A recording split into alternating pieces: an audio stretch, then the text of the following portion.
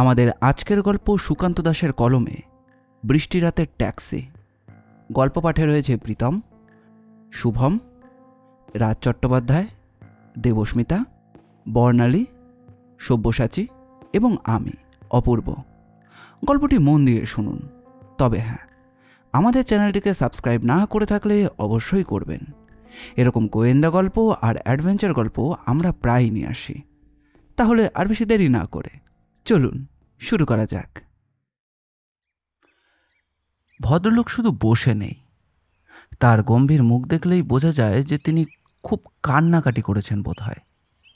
আসলে ব্যোমকেশের সঙ্গে থাকতে থাকতে আর এতদিন ধরে বিভিন্ন ধরনের মানুষ দেখতে দেখতে আমাদের কাছে অনেক কিছুই বেশ পরিষ্কার হয়ে যায়। আমাদের বলতে আমার আর বৌঠানের কাছে অনেক সময় মানুষ দেখেই প্রথম নজরেই আমরা অনেক কিছু বলে ফেলতে পারি।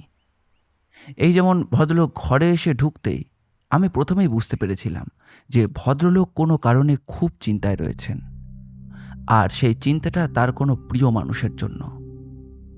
তাকে শুধু কাবু করতে পারেনি, তাকে অস্থিরও করে তুলেছে।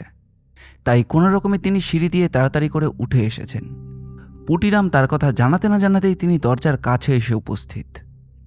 আর তারপর ঘরের ভেতরে ঢুকে ব্যোমকেশের প্রায় পায়ের ওপর পড়ে যাওয়ার মতো অবস্থা তার। আমি চমকে উঠেছিলাম, এমনকি তার সঙ্গে বৌঠানও। এর আগে ব্যোমকেশের কাছে অনেক অদ্ভুত তদন্ত এবং জটিল ব্যাপার নিয়ে অনেকেই এসেছে, কিন্তু ভদ্রলোকের ব্যাপারটা যেন একটু আলাদা। তার আসল কথাটা শুনেছি, কিন্তু তার সঙ্গে ব্যোমকেশের কী সম্পর্ক কিংবা এই ব্যাপারে তিনি ব্যোমকেশের কাছে কেন এলেন তা এখনো পর্যন্ত বুঝতে পারিনি। তিনি বলছেন, আপনি আপনি আমায় চিনতে পারছেন তো? হ্যাঁ, চিনতে পারছেন? আরে সেই যে মাত্র 3 দিন আগে আপনার সঙ্গে আমার আমার দেখা হয়েছিল সেই ট্যাক্সিতে করে ফেরার সময়।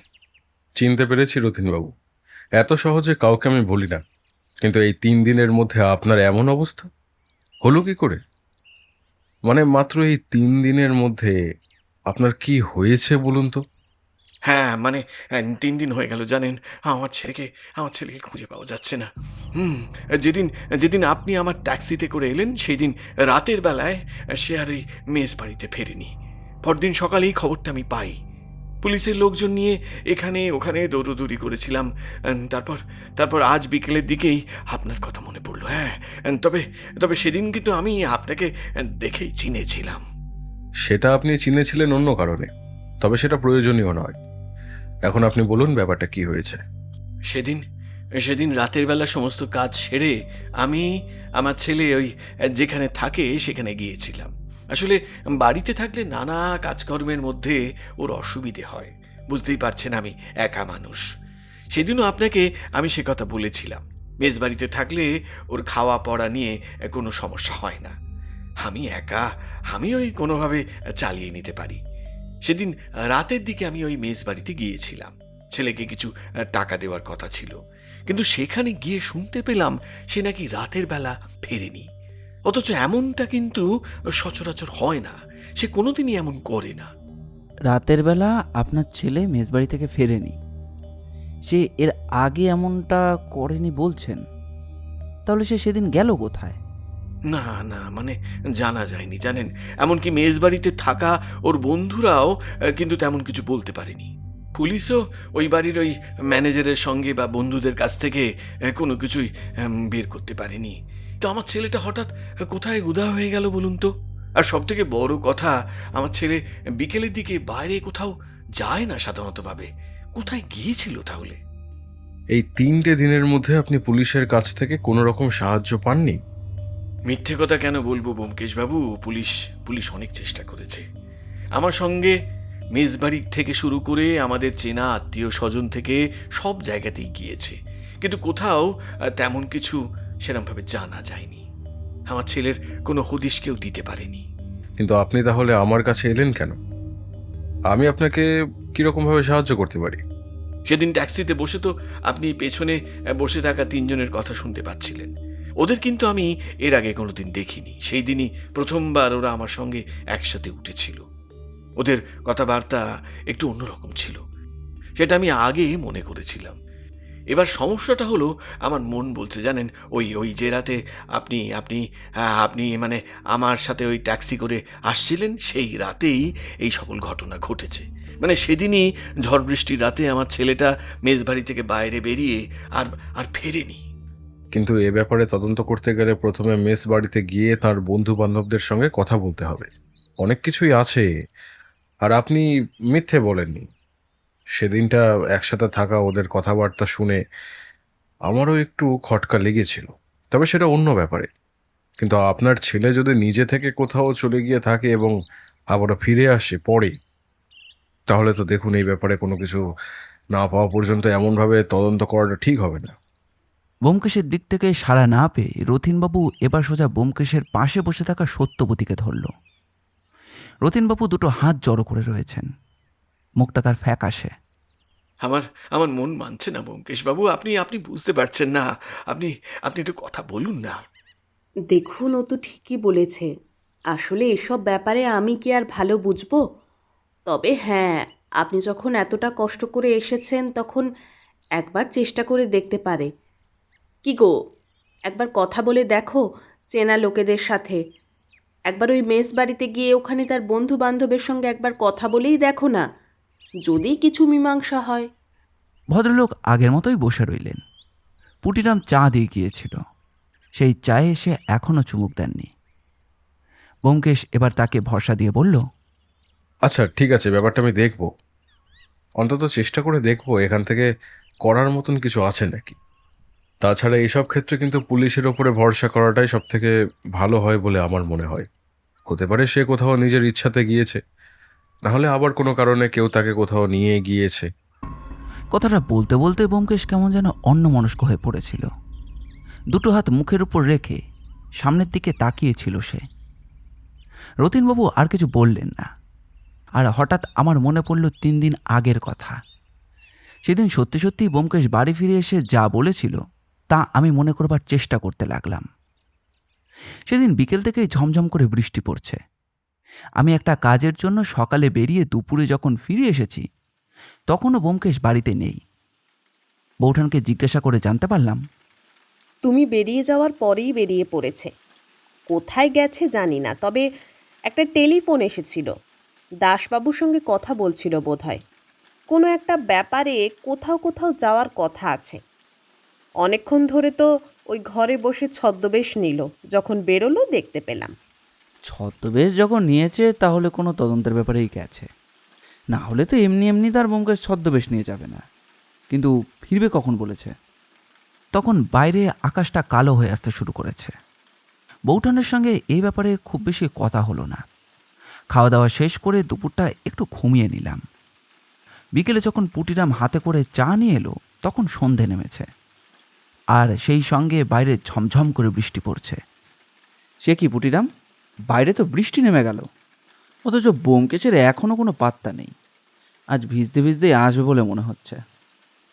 দাদাবাবুর যে অভ্যেস আছে তাতে কিছু হবে না, কিন্তু এমন বৃষ্টি এই অসময়ে, বাইরে যেন শুধু বৃষ্টি নয় ঝড়ও হচ্ছে, মাঝে মাঝে তো আবার বিদ্যুৎও চমকাচ্ছে দেখি। উঠে চা খেয়ে বারান্দার কাছে দাঁড়িয়েছিলাম। ব্যোমকেশ কিন্তু ফিরল একটু দেরি করে, বৃষ্টিতে ভিজে একেবারে খারাপের উপরে অবস্থা। মাথায় লম্বা মাঝারি চুল, আর পরনের পোশাকটা একটু অন্যরকম। তাছাড়া চোখের চশমা, মুখে ছদ্মবেশ, তার জন্যই সামনের রং তার গালে লেগেছে। এমনকি একটা বড় আঁচিলও রয়েছে। বৃষ্টিতে সব কিছু এলোমেলো হয়ে গেছে, তবে সঙ্গে করে একটা ছাতা নিয়ে বেরিয়েছিল, তার জন্য হয়তো মুখটা পুরোপুরি ভেজেনি।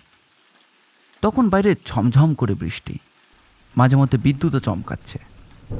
বারান্দায় দাঁড়িয়ে ব্যোমকেশকে দেখতে পেয়েছিলাম, তবে তাকে চিনতে পারিনি। ব্যোমকেশ আমার দিকে মুখ তুলে তাকালো।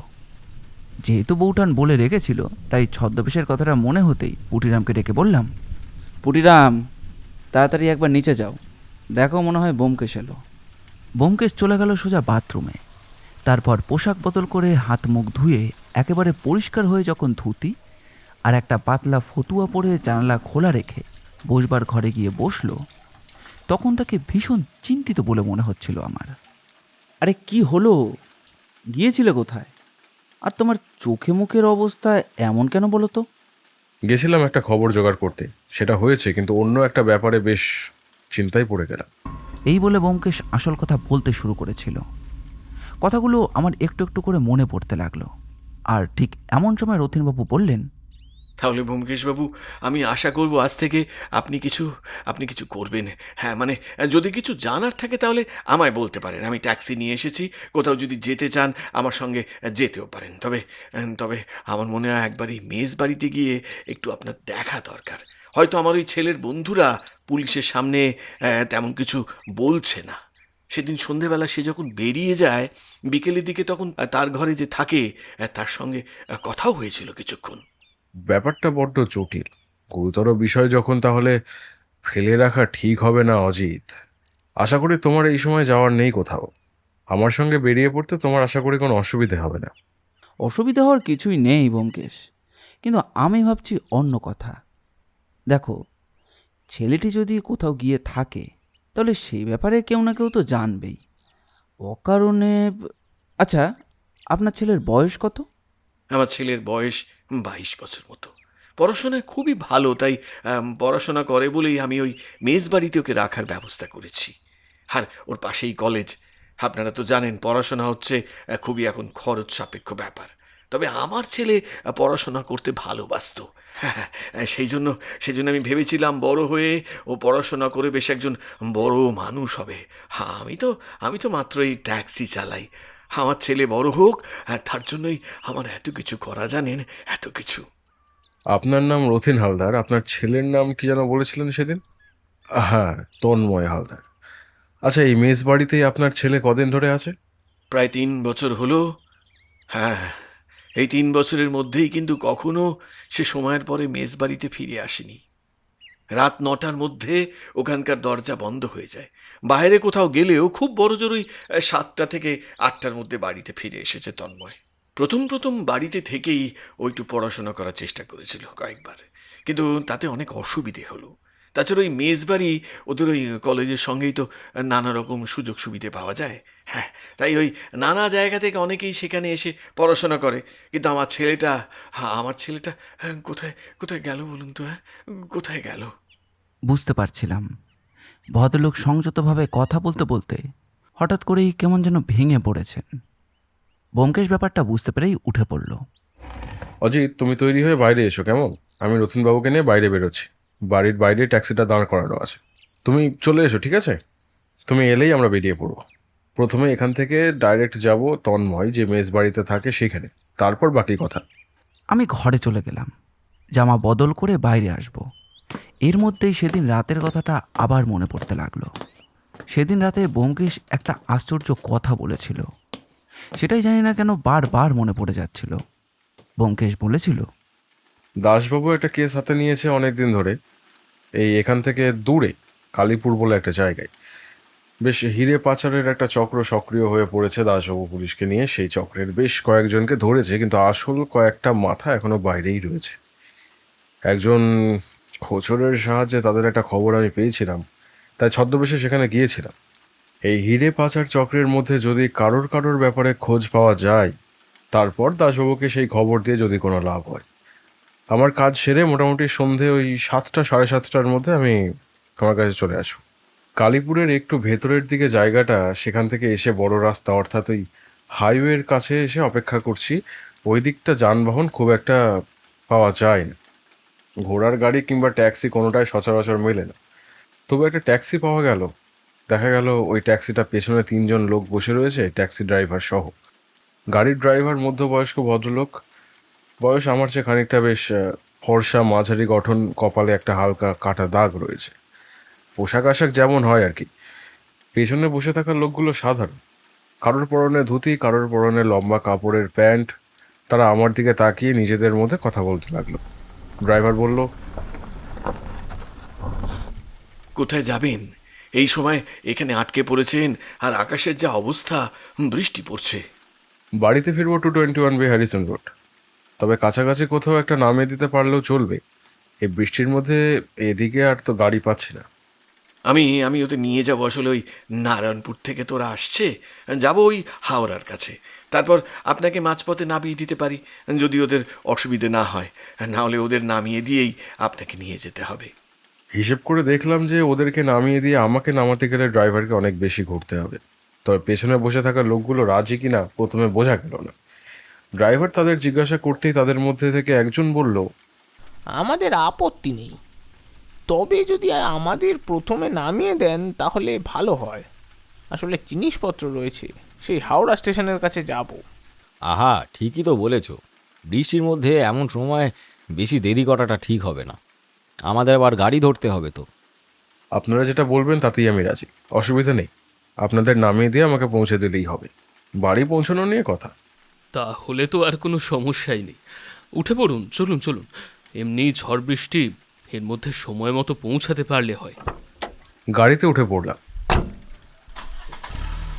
কালীপুর থেকে আমাদের এই চৌরাস্তা পর্যন্ত আসতে প্রায় ঘন্টাখানেক সময় লাগলো। এখান থেকে হাওড়া স্টেশন পৌঁছাতে 30 মিনিটের বেশি লাগার কথা, অর্থাৎ ঘুরে এলে আমাদের 1.5 ঘন্টার মতো সময় লাগবে। কিন্তু এই আকাশের যে অবস্থা, মোটামুটি 7টা থেকে 7:30 মতো বাজে। সে সময় কেমন বৃষ্টি হচ্ছে তোমরা আশা করি ভালো করেই দেখেছো। দেখেছি মানে খুব বৃষ্টি হচ্ছিল, চারপাশটা প্রায় বৃষ্টিতে সাদা হয়ে গেছে। তারপর মাঝে মাঝে বিদ্যুৎ চমকাচ্ছে। আমি তো চিন্তায় পড়ে গেছিলাম। এমন সময় বাড়ির বাইরে ড্রাইভার যদি আসার জন্য ডাবল ভাড়া নিত তাহলেও আমাকে আসতে হতো, না হলে বৃষ্টিতে দাঁড়িয়ে কখন কি পাবো কিছু জানতাম না। আর তাছাড়া সে সময় তো দাসবাবুর সঙ্গে ছিলেন, তার সঙ্গে গেলেও সমস্যা হতে পারতো। সে যাই হোক, গাড়িতে উঠে বসলাম আর এরপরে শুনতে পেলাম যে গাড়ির পেছন থেকে 3 জনের টুকিটাকি কথাবার্তা মাঝে মাঝে। আমি তৈরি হয়ে গিয়েছিলাম। এমন সময় পুটিরামের গলা শোনা গেল। বাইরে বেরিয়ে এসে দেখি ব্যোমকেশ আর রতিনবাবু ট্যাক্সির কাছে দাঁড়িয়ে রয়েছেন। আমায় নামতে দেখে রতিনবাবু ড্রাইভারের সাথে গিয়ে বসলেন, আর ব্যোমকেশ বসল পেছনে। আমি এই করছি দেখে পেছন থেকে বৌঠান বলে উঠল, বেশি দেরি করো না কিন্তু ঠাকুরপো। এখন বেশ কয়েকদিন ধরে বিকেলের পরে কিন্তু বৃষ্টি বাদলা হচ্ছে। বিকেল বিকেল চলে আসার চেষ্টা করো। তুমি চিন্তা করো না, আমরা চলে আসব। তবে এই সময় গিয়ে দুপুরে খাওয়ার আগে বাড়িতে ফিরতে পারবো কিনা সেটা নিয়ে আমি চিন্তা করছি। তবে রতিনবাবুর যা অবস্থা দেখছি, তাতে তাকে আটকানোর জন্য তার সঙ্গে এই মুহূর্তে বেরিয়ে যাওয়াটাই ভালো। বাবু বড় চিন্তায় পড়েছেন মনে হচ্ছে। সিঁড়ি দিয়ে ওঠার সময় তো যেন মনে হলো চোখের জল মুছতে মুছতে উঠলেন। আহারে, ছেলেটারে যে কোথায় পাওয়া যাবে? পুটিরাম আর বৌঠান দাঁড়িয়ে রইল গেটের কাছে। আমরা একসাথে গিয়ে গাড়িতে উঠতেই গাড়িটা ছেড়ে দিল। আমাদের গন্তব্য হলো রতিন হালদারের ছেলে তন্ময় হালদার, যেই মেজবাড়িতে এবং কলেজে পড়ে। সেখানে গিয়ে তাদের ব্যাপারে খোঁজ খবর নেব। মেজবাড়ি এবং সেই কলেজ দুটোই নারায়ণপুর এবং কালীপুরের মাঝামাঝি জায়গায়। পৌঁছতে অনেকটা সময় লেগে গেল। গোটা বাড়িতে রতিনবাবু তার ছেলের ব্যাপারে অনেক কথাই বললেন, তাদের পরিবারের কথা, সমস্যার কথা। এত কিছুর মাঝেও তার ছেলে তন্ময়ের ভালো পরীক্ষার ফলের কথা সব কিছুই ব্যোমকেশ মনোযোগ দিয়ে শুনছিল। পেছনে বসে আমিও শুনছিলাম, আর বাইরের দিকে তাকিয়ে লোকজনের চলাচল আর ঘোড়ার গাড়ি দেখছিলাম। আকাশ কালো হয়ে গিয়েছে, এইসবই দেখছিলাম, আর বারবার আগের কথাগুলো মনে পড়ছিল। ব্যোমকেশ এমন সময় বলল, আচ্ছা, এমন হতে পারে না রতিনবাবু আপনার ছেলেকে কেউ অপহরণ করেছে? অপহরণ করে এসে কোনো কিছু একটা চাইছে, মানে এই 3 দিনের মধ্যে আপনার সঙ্গে যোগাযোগ করেছে কি? 3 দিন ধরে পুলিশ ছাড়া আমি আর কারোর কাছ থেকে কোনো কথা জানতে পারিনি। আমাদের অবস্থা ভালো নয়, আপনি তো বুঝতে পারছেন। এখন ওই ট্যাক্সি চালিয়ে যা উপার্জন করি তা সব কিছুই খরচ হয়ে যায়। আত্মীয় স্বজনদের সঙ্গে আমার খুব একটা মেলামেশা নেই। তন্ময়ের বয়স যখন 12, তখন একটা দুর্ঘটনায় ওর মা মারা যায়।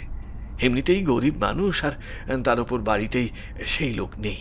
বুঝতেই পারছেন, কেউ সমস্যা ঘাড়ে নিতে চায় না। তখন থেকে আমি ওই একাই তন্ময়কে বড় করেছি।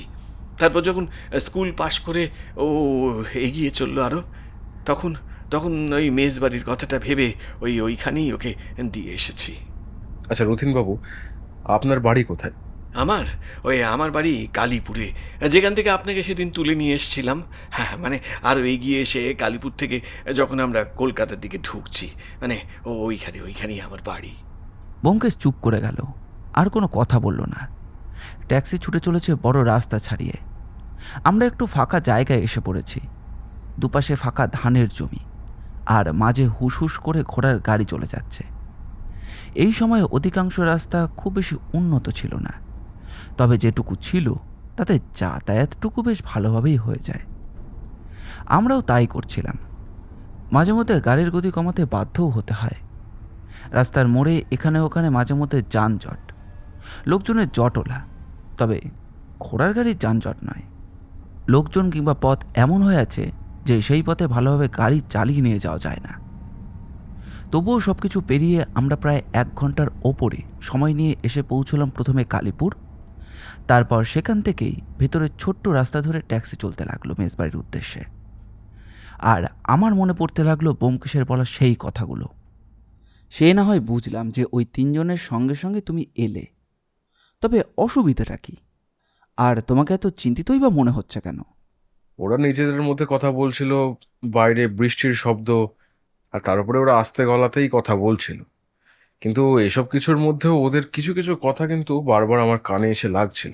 ওরা হয়তো ব্যাপারটা খেয়াল করেন, কারণ তুমি জানোই যে বন্ধ ট্যাক্সির মধ্যে বাইরের শব্দ তেমনভাবে ঢুকতে পারে না।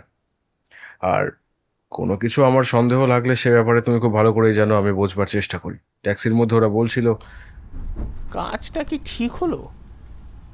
মানে যদি কোনোভাবে কিছু বোঝা যায়, সমস্যা খুব একটা যে হবে তা নয়, কিন্তু তবুও আমার মনে হয় আর একটু ভেবে দেখা দরকার ছিল। ভেবে দেখার তো কিছু নেই, যা ভাবার আগেই ভাবা হয়ে গেছে। অনেক দিন ধরেই তো ভাবছি, অনেক দিন অপেক্ষা করেছি, কিন্তু কিছুতেই কিছু করতে পারিনি। তবে একটাই ব্যাপার যে সহজে কারোর নজরে আসবে না জিনিসটা।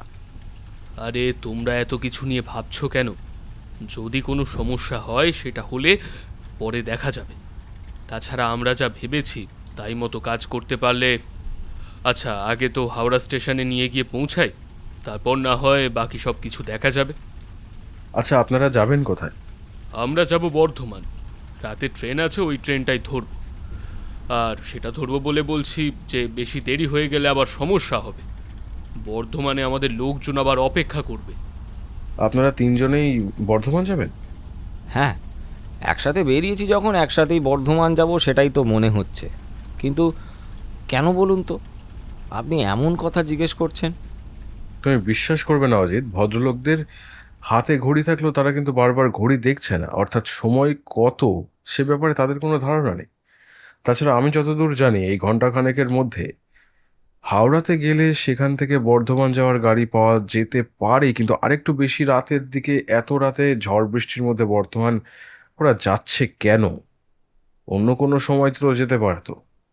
এরপরে এই মনে হলো যে পেছনে লোকগুলো ফিসফিস করে কি যেন বলছে, অর্থাৎ এত আস্তে কথা বলছে যে আমি ওদেরকে শুনতে পারছি না। তবুও তার মাঝে মাঝে দু একটা কথা আমার কানে আসছিল।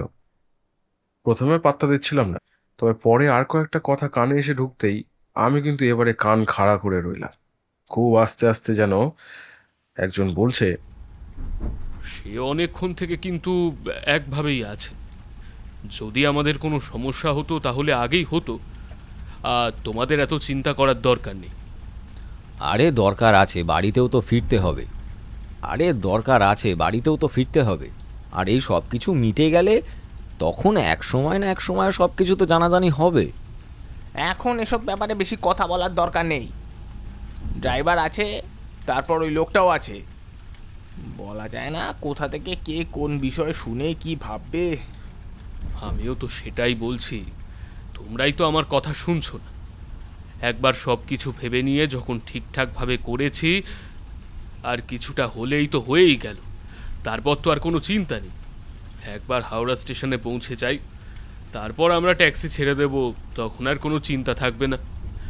দেখো, সবগুলো ভালো করে নামিয়ে নিলেই হলো, তাই না? এমনভাবে এর আগে আমি ট্যাক্সিতে লোকজনের সঙ্গে যাতায়াত করেছি, কিন্তু ওরা 3 জন কেমন যেন চুপচাপ। বর্ধমানের যে কাজেই ওরা যাক না কেন, সে কাজের ব্যাপারে হয়তো ওরা কথা বলছে, আর সে কাজটা নিশ্চয়ই এমন কিছু যা জোরে জোরে বলা যায় না। ধরো কোনো ব্যক্তিগত কাজের ব্যাপারে যদি আমরা কথা বলি, তাহলে নিজেদের লোকেদের মধ্যে এমনভাবে কথা বলবো কেন? যদি সেটা এতটাই গোপনীয় হয়, তাহলে আমরা কথাই বা বলবো কেন? ওরা কিন্তু মাঝে মাঝে কথা বলছে, আবার চুপ করে যাচ্ছে। এতক্ষণের মধ্যে ড্রাইভারকে একবারও গাড়ির গতি নিয়ে কোনো কথা বলিনি।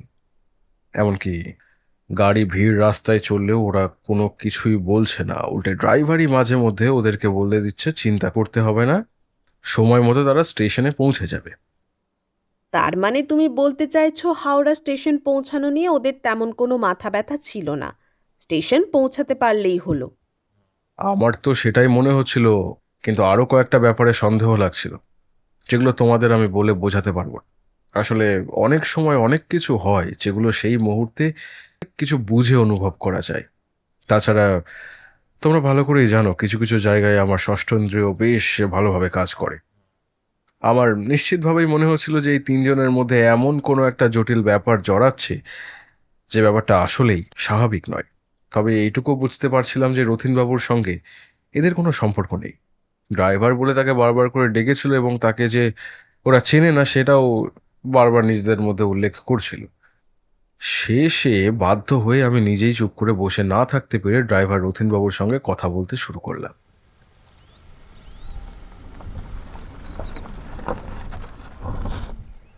ওই যে সেই মেসের বাড়ির কাছে না চলে এসেছি। আপনারা আপনারা নামুন, আমি গাড়িটাকে একপাশে দাঁড় করিয়ে আসছি। আমরা এসে দাঁড়িয়েছি একটা দোতলা বড় বাড়ির কাছে, চারপাশে পাঁচিল দিয়ে ঘেরা, আর সামনের দিকে রয়েছে একটা কলেজ। এদিকটা একবার এসেছিলাম মনে হয়। কলেজটা খুব বেশি পুরনো নয়, বছর কয়েক হবে। এই সময়টা এখানে ওখানে বেশ কয়েকটা কলেজ এই সময়ে এখানে ওখানে বেশ কয়েকটা কলেজ গজিয়ে উঠেছিল, আর তার মধ্যে টিকে থাকার মতো দু তিনটের বেশি নেই। আমি নেমে ব্যোমকেশের পাশে দাঁড়াতে দাঁড়াতে বললাম, রতিনবাবুর ছেলে তন্ময় যদি সত্যি এই কলেজে পড়ে তাহলে নিশ্চয়ই বলতে হবে যে সে পড়াশোনায় বেশ ভালো, নাহলে এই কলেজে পড়াশোনার জন্য সবাই কিন্তু আসতে পারে না। এই কলেজে তন্ময়ের আসার চেয়ে বেশি এই কলেজ থেকে সেদিন বিকেলবেলা তন্ময়ের যাওয়ার ব্যাপারটা আমার কাছে গুরুত্বপূর্ণ। অজিত, একটা কথা মনে রেখো, আমি জিজ্ঞাসাবাদ করব সে কথা ঠিকই, কিন্তু তুমি বাকিদের ওপর নজর রাখবে। কে কোথায় কি বলছে, কার কি প্রতিক্রিয়া, সেগুলো লক্ষ্য রাখবে। অনেক কিছু বেরিয়ে আসবে বলে মনে হচ্ছে। আচ্ছা, এমন নয় তো ওই মেজবাড়ির মধ্যেই তার বন্ধুবান্ধবদের মধ্যে এমন কেউ কিছু একটা করেছে, মানে কোনো ব্যক্তিগত শত্রুতা যদি থাকে, আর কেউ যদি বাড়ির বাইরে থাকে, তাহলে অন্য কেউ তো তার ক্ষতি করতে পারে। আর সেই ব্যাপারটাই আমার মনে হচ্ছে, কারণ রতিনবাবুর বাড়ি কালীপুর, আর সেই কালীপুরের ওদের বাড়ির এলাকা থেকে কিন্তু আমরা অনেকটা দূরে এসেছি। তবে এত দূরে তার ব্যক্তিগত শত্রুতা থাকবে কি করে? ততক্ষণে রথীনবাবু এসে পড়েছেন। আমাদের নিয়ে মেজবাড়ি সেই চৌহদ্দির মধ্যে যেতেই দারোয়ান আটকালো। ব্যোমকেশ এবং রথীনবাবু নিজেদের পরিচয় দিতেই দারোয়ান আমাদের ঢুকতে দিল। সোজা হেঁটে গিয়ে খানিকটা ফাঁকা জায়গা, একপাশে বাগান, তবে বাগানে খুব একটা যত্ন হয় না। আর একটু এগিয়ে গেলেই দোতলা বাড়ি, আর আশেপাশে কিছু ঘরও ছড়িয়ে ছিটিয়ে রয়েছে। সেখানে ছেলেরা নানা কাজে ব্যস্ত, কেউ স্নান করছে, কেউ বই পড়ছে, আবার কেউ এমনিই বসে অন্য কাজ করছে। আমাদের দেখতে পেয়ে বোধহয় একপাশের একটা ছোট ঘর থেকে বেরিয়ে এলো ম্যানেজার। রথীনবাবুকে দেখেই বলল, রতিনবাবু, খবর কিছু হলো? মানে পুলিশ কিছু জানালো? রথীনবাবু ফ্যাকাশে মুখে মাথা নাড়তেই ম্যানেজার বললেন, পুলিশকে তো আমি বলেছি, তন্ময় মাঝে মাঝে বিকেলের দিকে বেরিয়ে যেত, তবে বেশিক্ষণ নয়, ঘন্টাখানেকের মধ্যে চলে আসতো। তন্ময় পড়াশোনায় খুবই ভালো ছিল, যেমন ক্লাস মিস করতো না, তেমনি পড়াশোনা নিয়ে কখনো কোনো মাস্টার তার প্রতি কোনো অভিযোগ করতো না। তার জন্যই তো আমরা বিকেলের দিকে সে বেরোলে মাঝে মাঝে আবার তেমন কিছু বলতামও না। ওই যে বলছি, সন্দেহ হওয়ার আগেই ফিরে আসতো। কিন্তু সেই দিন যে এমন কি করে হয়ে গেল। এরপর রথীনবাবু ব্যোমকেশের সঙ্গে ম্যানেজারবাবুকে পরিচয় করিয়ে দিতেই ম্যানেজারবাবু অবাক হয়ে ব্যোমকেশের দিকে তাকালেন। তারপর তার সাথে প্রণাম আর নমস্কারের পালা শেষ করে বললেন, আমার ঘরে আসুন, ওইখানেই বসবেন। একটু কষ্ট করে বসতে হবে। আম, ওইখানেই সব কথা বলি। বুঝতেই তো পারছেন, ছেলেদের সামনে এই সমস্ত বলাটা ঠিক নয়। তাছাড়া সেদিন পুলিশ এসে একটা বড় ঝামেলা হয়েছে। কলেজের কর্তৃপক্ষ থেকে আমাকেও কথা শুনতে হয়েছে। ওখানেই সব বলছি। ম্যানেজারবাবুর সঙ্গে আমরা এগিয়ে গেলাম তার ঘরের দিকে। আমার কিন্তু আগের কথাগুলো বারবার মনে মনে ঘুরছিল। এগোতে এগোতে ম্যানেজারবাবুর ঘরের দিকে আবার সেই কথাগুলো মনে পড়তে লাগলো। তার মানে তোমার ওই তিনজনকে কোনো কারণে সন্দেহ হয়েছিল, কিন্তু সন্দেহ হচ্ছে কোনো কারণ নেই। এত রাতে ওরা বর্ধমান যেতেই পারে। আর তাছাড়া ওদের কথাবার্তার মধ্যে যে গরমিল রয়েছে, তা সেটাও সহজ ব্যাপার। অন্যান্য লোকেদের সামনে জোরে জোরে কথা বলে তারা তাদের যাই হোক না কেন সেটা কেনই বা প্রকাশ করবে? আমার মনে হয় তোমার খটকাটা ভুল। হতেও পারে, সেই কারণেই তো আমি খটকা বলছি। স্পষ্ট কোনো প্রমাণ বলছি না। প্রমাণ হলে তো সে আলাদা কথাই ছিল। তবে এরপরে আরও কয়েকটা ব্যাপার ঘটে, সেগুলোর জন্য আমার খটকাটা কিন্তু আরও শক্ত হয়ে যায়। কিন্তু ওদের উদ্দেশ্য কিন্তু আমি কিচ্ছু বুঝতে পারিনি। যেমন বোমকেশ জানালার একটা পাল্লা বন্ধ করে দিল। বাইরের বৃষ্টিটা আবার জোরে নেমেছে।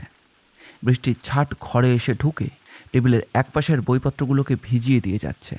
বউটান রান্নাঘরে ব্যস্ত হয়েছে, আর পুটিরাম রান্নাঘরে রান্নার কাজে ব্যস্ত। লোডশেডিং, তাই এমনি অন্ধকারে পুরো ঘরটাই ভরা। বউঠান উঠোনে গিয়ে তাকে সাহায্য করছে। রান্নাবান্না হয়ে গেলেই আমরা খেতে বসে পড়ব। অবশ্য রান্না প্রায় শেষের দিকে।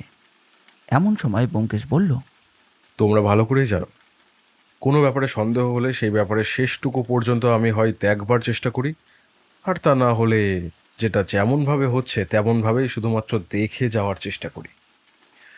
আমিও সেটাই করেছিলাম। মোটামুটি কাছাকাছি এসে পড়তেই মিনিট 20 মতো এদিক ওদিক সময় লাগে। আমি বললাম, আচ্ছা যদি কিছু মনে না করেন, মানে আমাকে কি আগে একটু বাড়ি পর্যন্ত পৌঁছে দেওয়া যায়? আসলে হঠাৎ করে একটা কথা মনে পড়ে গেল। আর তাছাড়া রাতও বেশ বাড়ছে। আপনারা তো হাওড়া যাবেন, আপনাদের দেরি করে পৌঁছলেও হবে।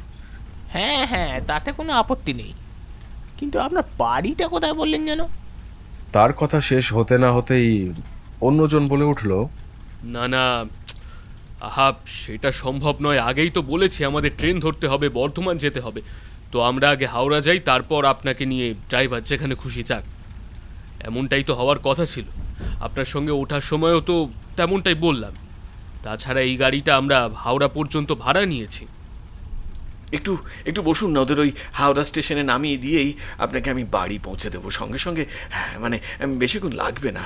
হ্যাঁ, আমাকেও তো আবার ফিরতে হবে এতটা। হ্যাঁ, বুঝতেই পারছেন, এখান থেকে আমাকে আবার ফিরতে হবে। পেছনের দিকে আবারও সেই ফিসফিস কথাবার্তা শুরু হলো। লোকগুলো এত আস্তে নিজেদের মধ্যে কথা বলছে, একবার মনে হচ্ছিল হাওড়া স্টেশনের কাছে তো যাবেই, সেখানে নেমে একবার দেখলে হতো যে লোকগুলো আসলে সত্যি সত্যি বর্ধমান যায় কিনা। তারপরেই মনে হলো যে অকারণে আমি ভাবছি, হয়তো সত্যি সত্যিই কোনো অন্য কাজ রয়েছে যেগুলো আসলে সহজে বাইরে বলা যায় না।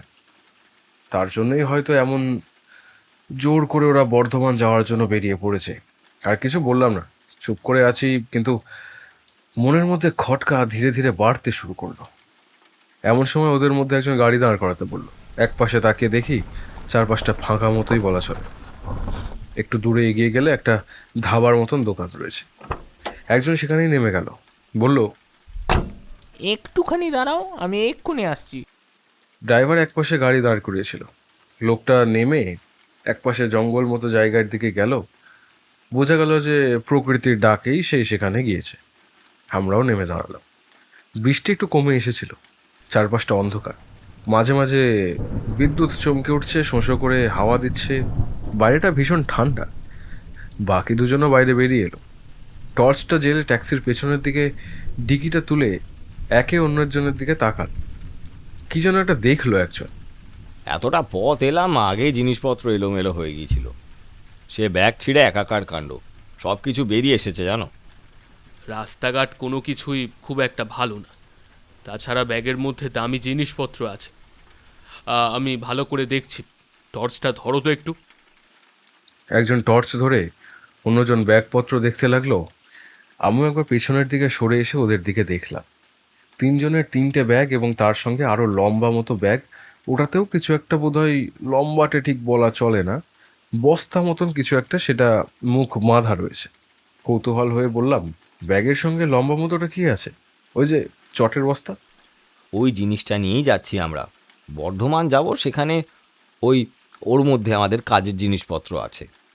কিছু কাপড়, নতুন কাপড় এমনিই তো এমনভাবে লম্বা করে রাখতে হয়, না হলে সমস্যা। আসলে আমাদের কাপড়ের ব্যবসা তো, তার জন্যই যাওয়া আর কি। এই ব্যাগেই কাপড় আছে। এই যে, এই দেখুন। কথাটা বলতে বলতে এসে একটা ব্যাগ খুলে দেখালো। দেখলাম যে সত্যি সত্যি ভাঁজ করা কাপড় রয়েছে সেখানে। তাহলে এতক্ষণ পরে তোমার মনের কৌতূহল মিটলো তো? ওরা কাপড় নিয়ে ব্যবসা আর কাজের জন্য বর্ধমান যাচ্ছিল, সেটা তোমার কাছে পরিষ্কার হয়ে গেল। ঠিক এইখানেই আসল খটকাটা আমার লাগলো, যে লোকটা জঙ্গলের দিকে নেমে গিয়েছিল প্রকৃতির ডাকে। আমি সেদিকটায় এগিয়ে গিয়ে দাঁড়ালাম। টিপটাপ করে আবারও বৃষ্টি শুরু হয়েছে। ওরা ততক্ষণে গাড়ি দেখে এবং ট্যাক্সির কাছেই দাঁড়িয়ে। আমি এগিয়ে গিয়ে ডাকলাম, বললাম, তাড়াতাড়ি চলে আসুন, আবার বৃষ্টি নামতে শুরু করেছে। হ্যাঁ হ্যাঁ, এই তো চলে এসেছি। কখন যে পৌঁছাবো? আপনার বন্ধুরা বলল আপনাদের নাকি জমি জমার কি কাজ বর্ধমানে যাচ্ছে। আপনার পারিবারিক সম্পত্তি নাকি? হ্যাঁ, না মানে, হ্যাঁ ওই তো আমারই ওই আদি বাড়ি তো সেখানেই। এই কালীপুরে তো পরে এসেছি, তা ওই সেই জমি জমার ব্যাপারেই আমরা যাচ্ছি। দিন কতক হয়তো ওখানে থাকতে হবে, তাই এত বড় বাইক নিয়েছি। তবে বেশ ভালো করেছেন, ঘুরে আসুন বর্ধমান। আমিও গিয়েছিলাম এর মধ্যেই, একদিন যাওয়া হয়েছিল। এলোমেলো কথা বলতে লাগলাম, এমনভাবে বলতে লাগলাম যেন লোকটা সত্যিই কথার মাঝে জড়িয়ে পড়ে। ট্যাক্সির কাছে এসেছি, ততক্ষণে পেছনের দিকটা বন্ধ হয়ে গিয়েছে। আমরা উঠে পড়লাম সিটে।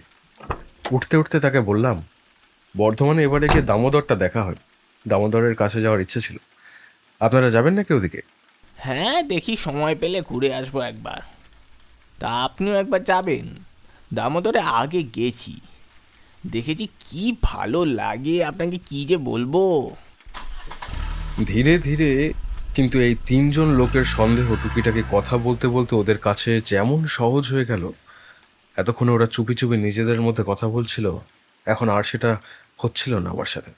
এমনকি কথায় কথায় এটাও জানতে পারলাম ওদের বাড়ি নারায়ণপুরের কাছেই, সেখান থেকেই সোজা বর্ধমান চলে যাচ্ছে। তারপর তারপর আর কি, এবং সেখানে ঠিকমতো ওদেরকে নামিয়ে দিয়ে ট্যাক্সি নিয়ে আবার সেখান থেকে চলে এলাম আমার বাড়ির দিকে। তবে চলে আসার সময় আমি কিন্তু ড্রাইভারের পাশে নই, পেছনে বসেছিলাম। পেছনে যে কাচের ওখান থেকে তা আমি অনেকক্ষণ দেখেছিলাম বৃষ্টি পড়ছে। বৃষ্টির মাঝে ব্যাগপত্রগুলো নিয়ে ওরা কিন্তু সোজা স্টেশনের দিকে চলে গেল।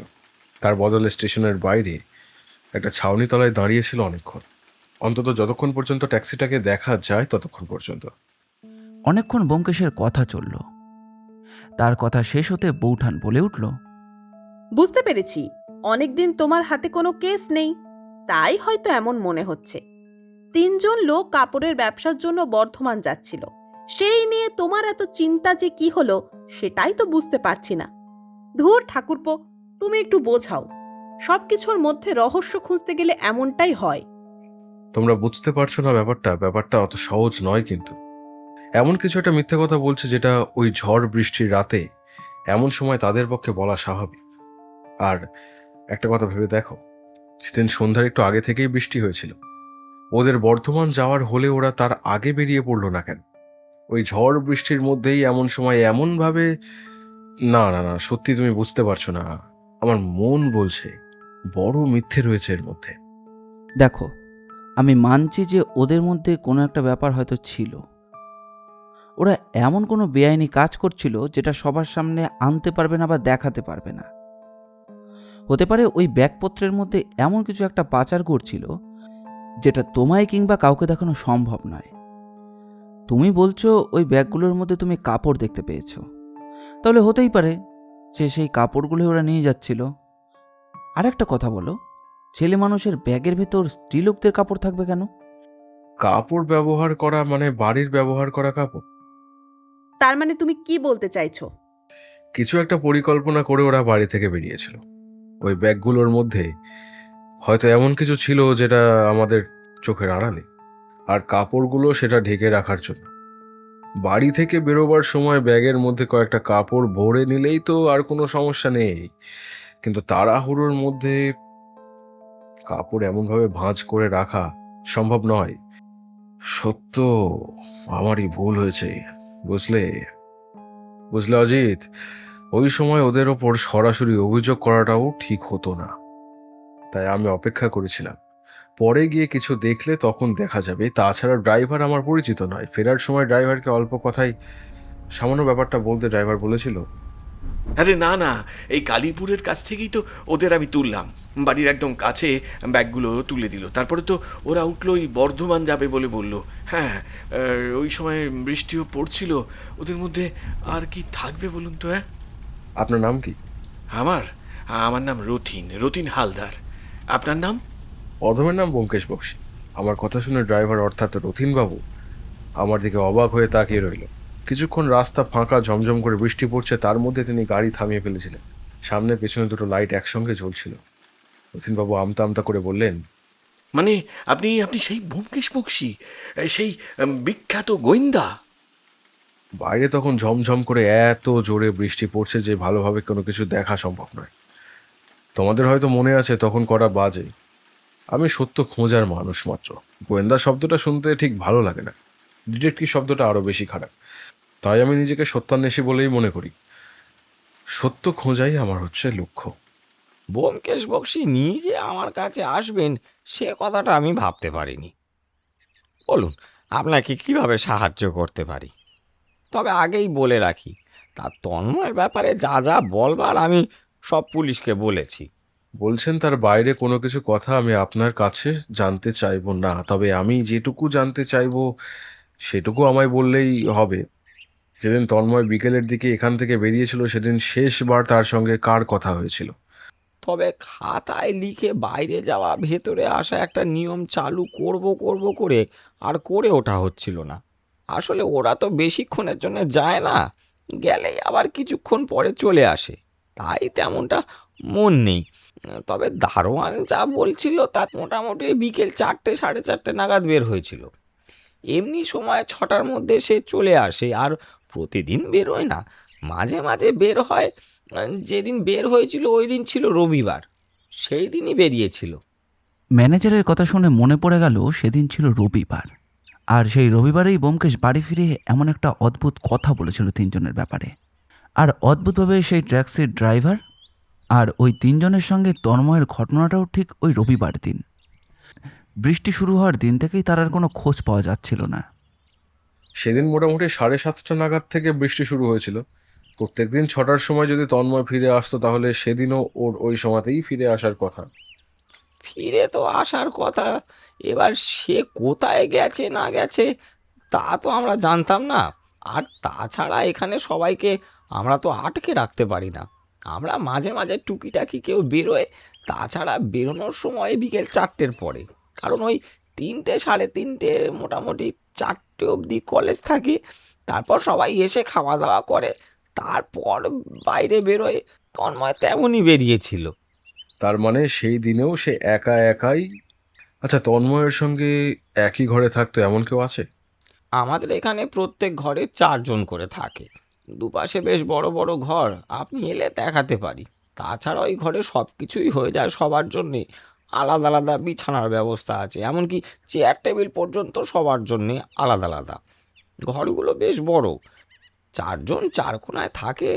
তন্ময় যে ঘরটায় থাকতো সেই ঘরে তার সঙ্গে মুকুন্দ, বিমল আর ওই হরিচরণ থাকতো। মুকুন্দ আর বিমল কিছুদিন ছুটি নিয়ে তাদের বাড়ি গিয়েছে, বাড়িতে কি আর সমস্যা।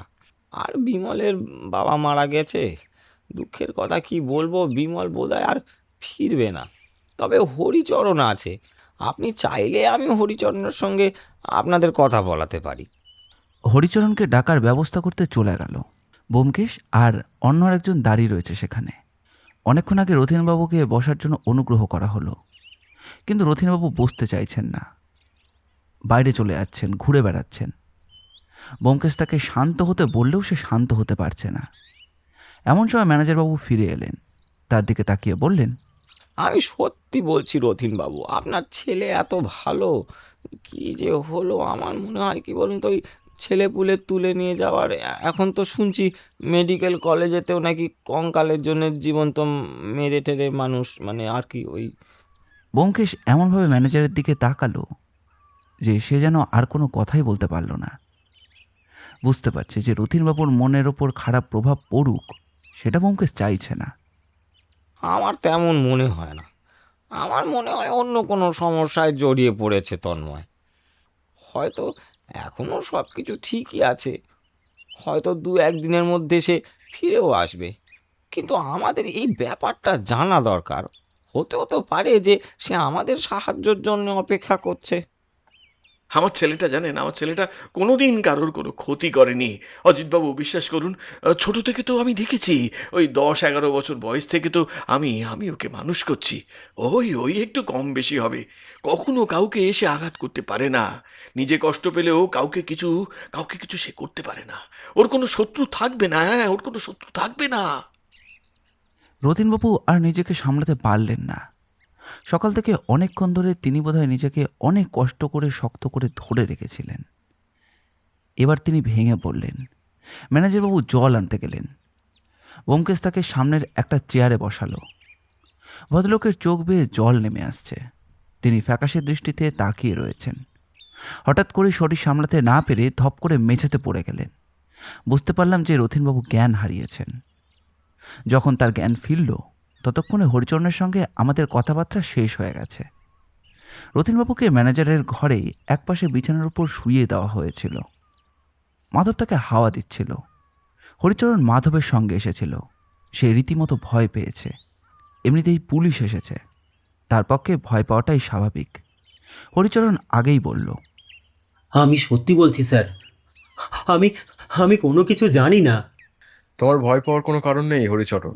তুমি যে কোনো কিছু জানো না তা আমি বিশ্বাস করছি। শুধু আমি যেগুলো জানতে চাইবো তুমি শুধু সেইগুলো বলো। সেই ব্যাপারে তোমাকে ভালো থাকলেই হবে। তোমার কোনো চিন্তা নেই। আমি পুলিশের লোক নই, আমি ব্যোমকেশ বক্সী।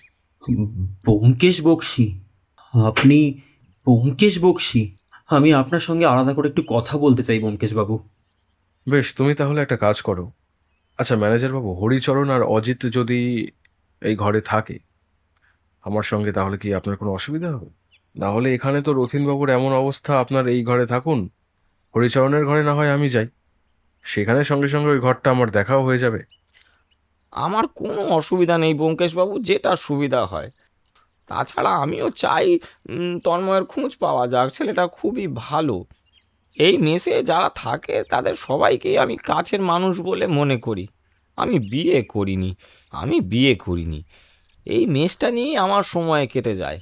এর আগে অন্য জায়গায় ছিলাম। এই দেখুন কি বলতে শুরু করেছি। আপনারা যান, কথা বলুন।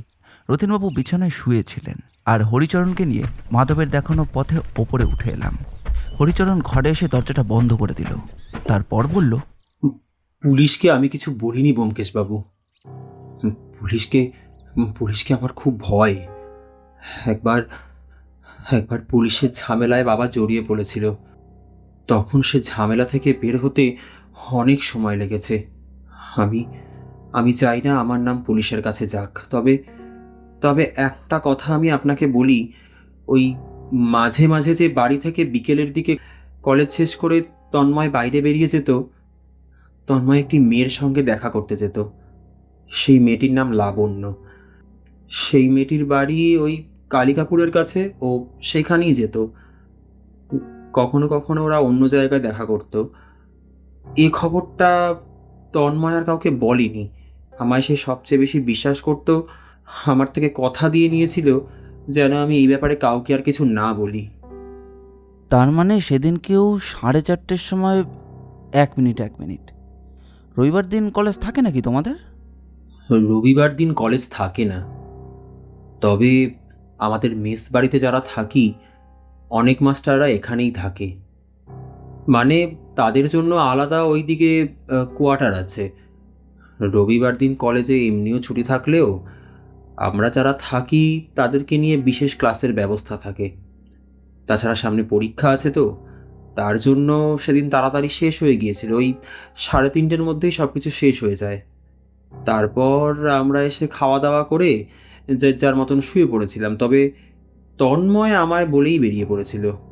তার মানে মাঝে মধ্যেই লাবণ্যর সঙ্গে দেখা করতে যেত, আর যখনই সে দেখা করতে যেত তখনই তোমায় সে কথা বলে যেত? আসলে তন্ময় তো খুব চুপচাপ থাকতো, ও ওর নিজের মতোই থাকতো, খুব বেশি কথাবার্তা বলতো না। লাবণ্যর সঙ্গেও সেরকমভাবে কথাবার্তা বলতো না, তবে তার সঙ্গে কি করে আলাপ পরিচয় এসব কিছু আমি জানতাম না। তবে যতদূর জানতাম বছর চারেকের মধ্যে তাদের সম্পর্কটা তৈরি হয়েছিল। তবে হ্যাঁ, আর একটা কথা ব্যোমকেশবাবু, মাঝখানে অনেক দিন ধরে তন্ময় এই ব্যাপারটা নিয়ে বেশ চিন্তায় ছিল। তো দূর মনে পড়ে মেয়েটির বাড়ির লোকেরা তন্ময় এবং লাবণ্যর ব্যাপারটা জেনে ফেলেছিল। দেখো হরিচরণ, এই ব্যাপারে একমাত্র তুমি আমাদের কাছে আসল সূত্র।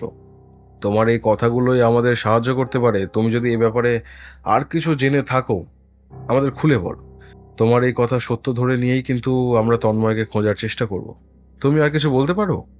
যদি আর কিছু জানা যায়, আর এই লাবণ্যর বাড়ির লোক ওদের দুজনের ব্যাপারটা জেনে ফেলার পরে আর কিছু হয়েছিল? একদিন তন্ময় বলেছিল লাবণ্যর বাড়িতে ব্যাপারটা জেনে যাওয়ার পরে লাবণ্যর বাড়িতে সমস্যা হয়। এমনিতেই লাবণ্যর বাড়ি থেকে বিয়ের জন্য কথাবার্তা চলছিল, কিন্তু লাবণ্য বেশ শক্ত মনের মেয়ে। যদিও তন্ময়ের সঙ্গে এই ব্যাপারটা বলার মতো সাহস লাবণ্যর ছিল না। বুঝতেই পারছেন আপনি, একটা মেয়ে কিভাবে এমন কথা তার বাড়িতে বলবে। কিন্তু বাড়ির লোকেরা জেনে যাওয়ার পর থেকে ওদের দেখা হওয়ার ব্যাপারটা কমে এসেছিল। মানে এই যে রবিবার তন্ময় বেরিয়েছিল, সেটাও কিন্তু অনেক দিন পরে। কিন্তু ওরা যে দেখা করবে কোথায়, সে ব্যাপারটা কি করে জানতো? ওরা সেটা দেখা করার পরেই ঠিক করে ফেলতো পরের বার কোথায় আবার দেখা করবে।